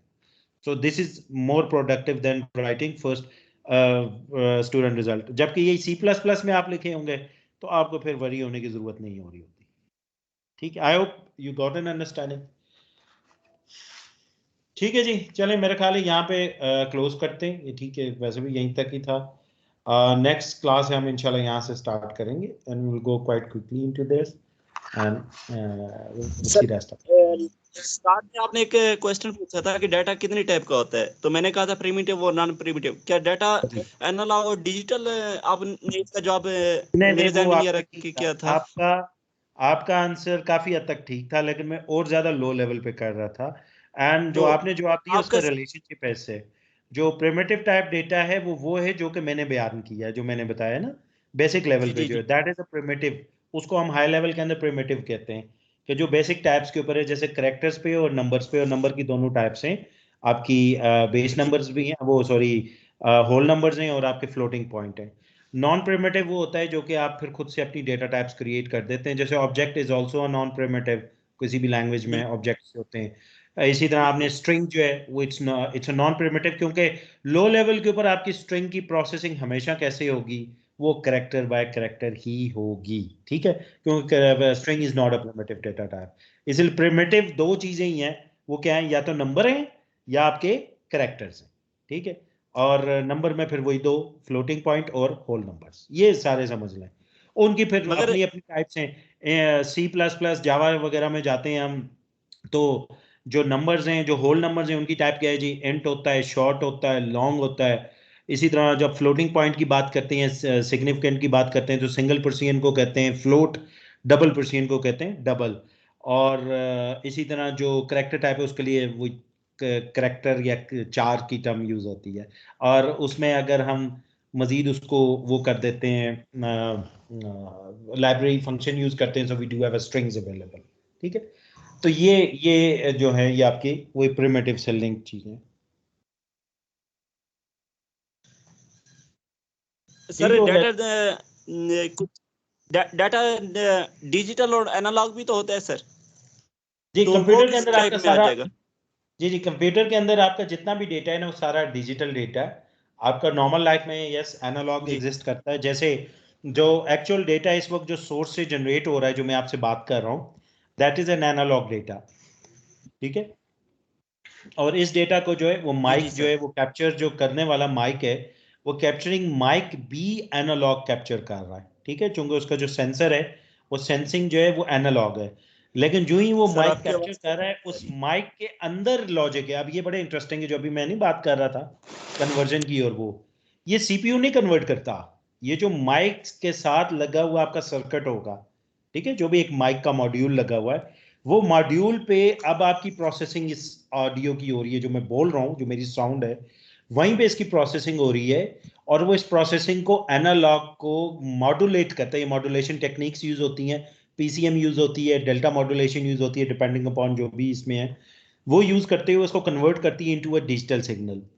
और फिर वो डिजिटल सिग्नल यहाँ से जा रहा है कंप्यूटर में, जा पूरे कंप्यूटर के मेन यूनिट के पास जा रहा है, सीपीयू के पास जा रहा है, सीपीयू उसको नेटवर्क इंटरफेस कार्ड के थ्रू आप तक ट्रांसमिट कर रहा है, आपके नेट इंटरनेट के थ्रू आपके एनआईसी पे पहुंचा, वायरलेस कार्ड पे, उसने ट्रांसमिट किया आपके सीपीयू को, सीपीयू ने प्रोसेस करके सारा, अब ये डिजिटल है, डेटा को करते करते कहां तक पहुंचाया है, आपके स्पीकर मॉड्यूल के पास, जो ऑडियो का आउटपुट मॉड्यूल है। अब जो ऑडियो का आउटपुट मॉड्यूल है वो इसको कन्वर्ट करेगा, और जो उसका आउटपुट के लिए एक्चुएटर लगा हुआ है, जो भी वो स्पीकर टाइप की एक चीज लगी हुई है, उसके ऊपर फिर वो क्रिएट करेगा कि किस तरीके से ये रेजोनेंस एक वो क्रिएट की जाए कि साउंड वेव्स जनरेट हो। ठीक है, अब ये उसका काम है, उसके ऊपर वो एक छोटा सा प्रोसेसिंग यूनिट लगा होगा और वो इसको ये काम कर रहा है। This is how this whole thing and whole stuff works. Thank you sir, thank you. हो गया जी, चलें, थैंक यू वेरी मच जी, एंड विल सी यू इंशाल्लाह next week hopefully in the campus. और इन केस के even जितनी आज सिचुएशन थी, अगर it pertains to the next week, अल्लाह रहम करे, अल्लाह खैर करे, इंशाल्लाह ठीक हो जाएगी, लेकिन खुदा न खास्ता अगर ऐसी होती है तो but next week we will go for the physical classes.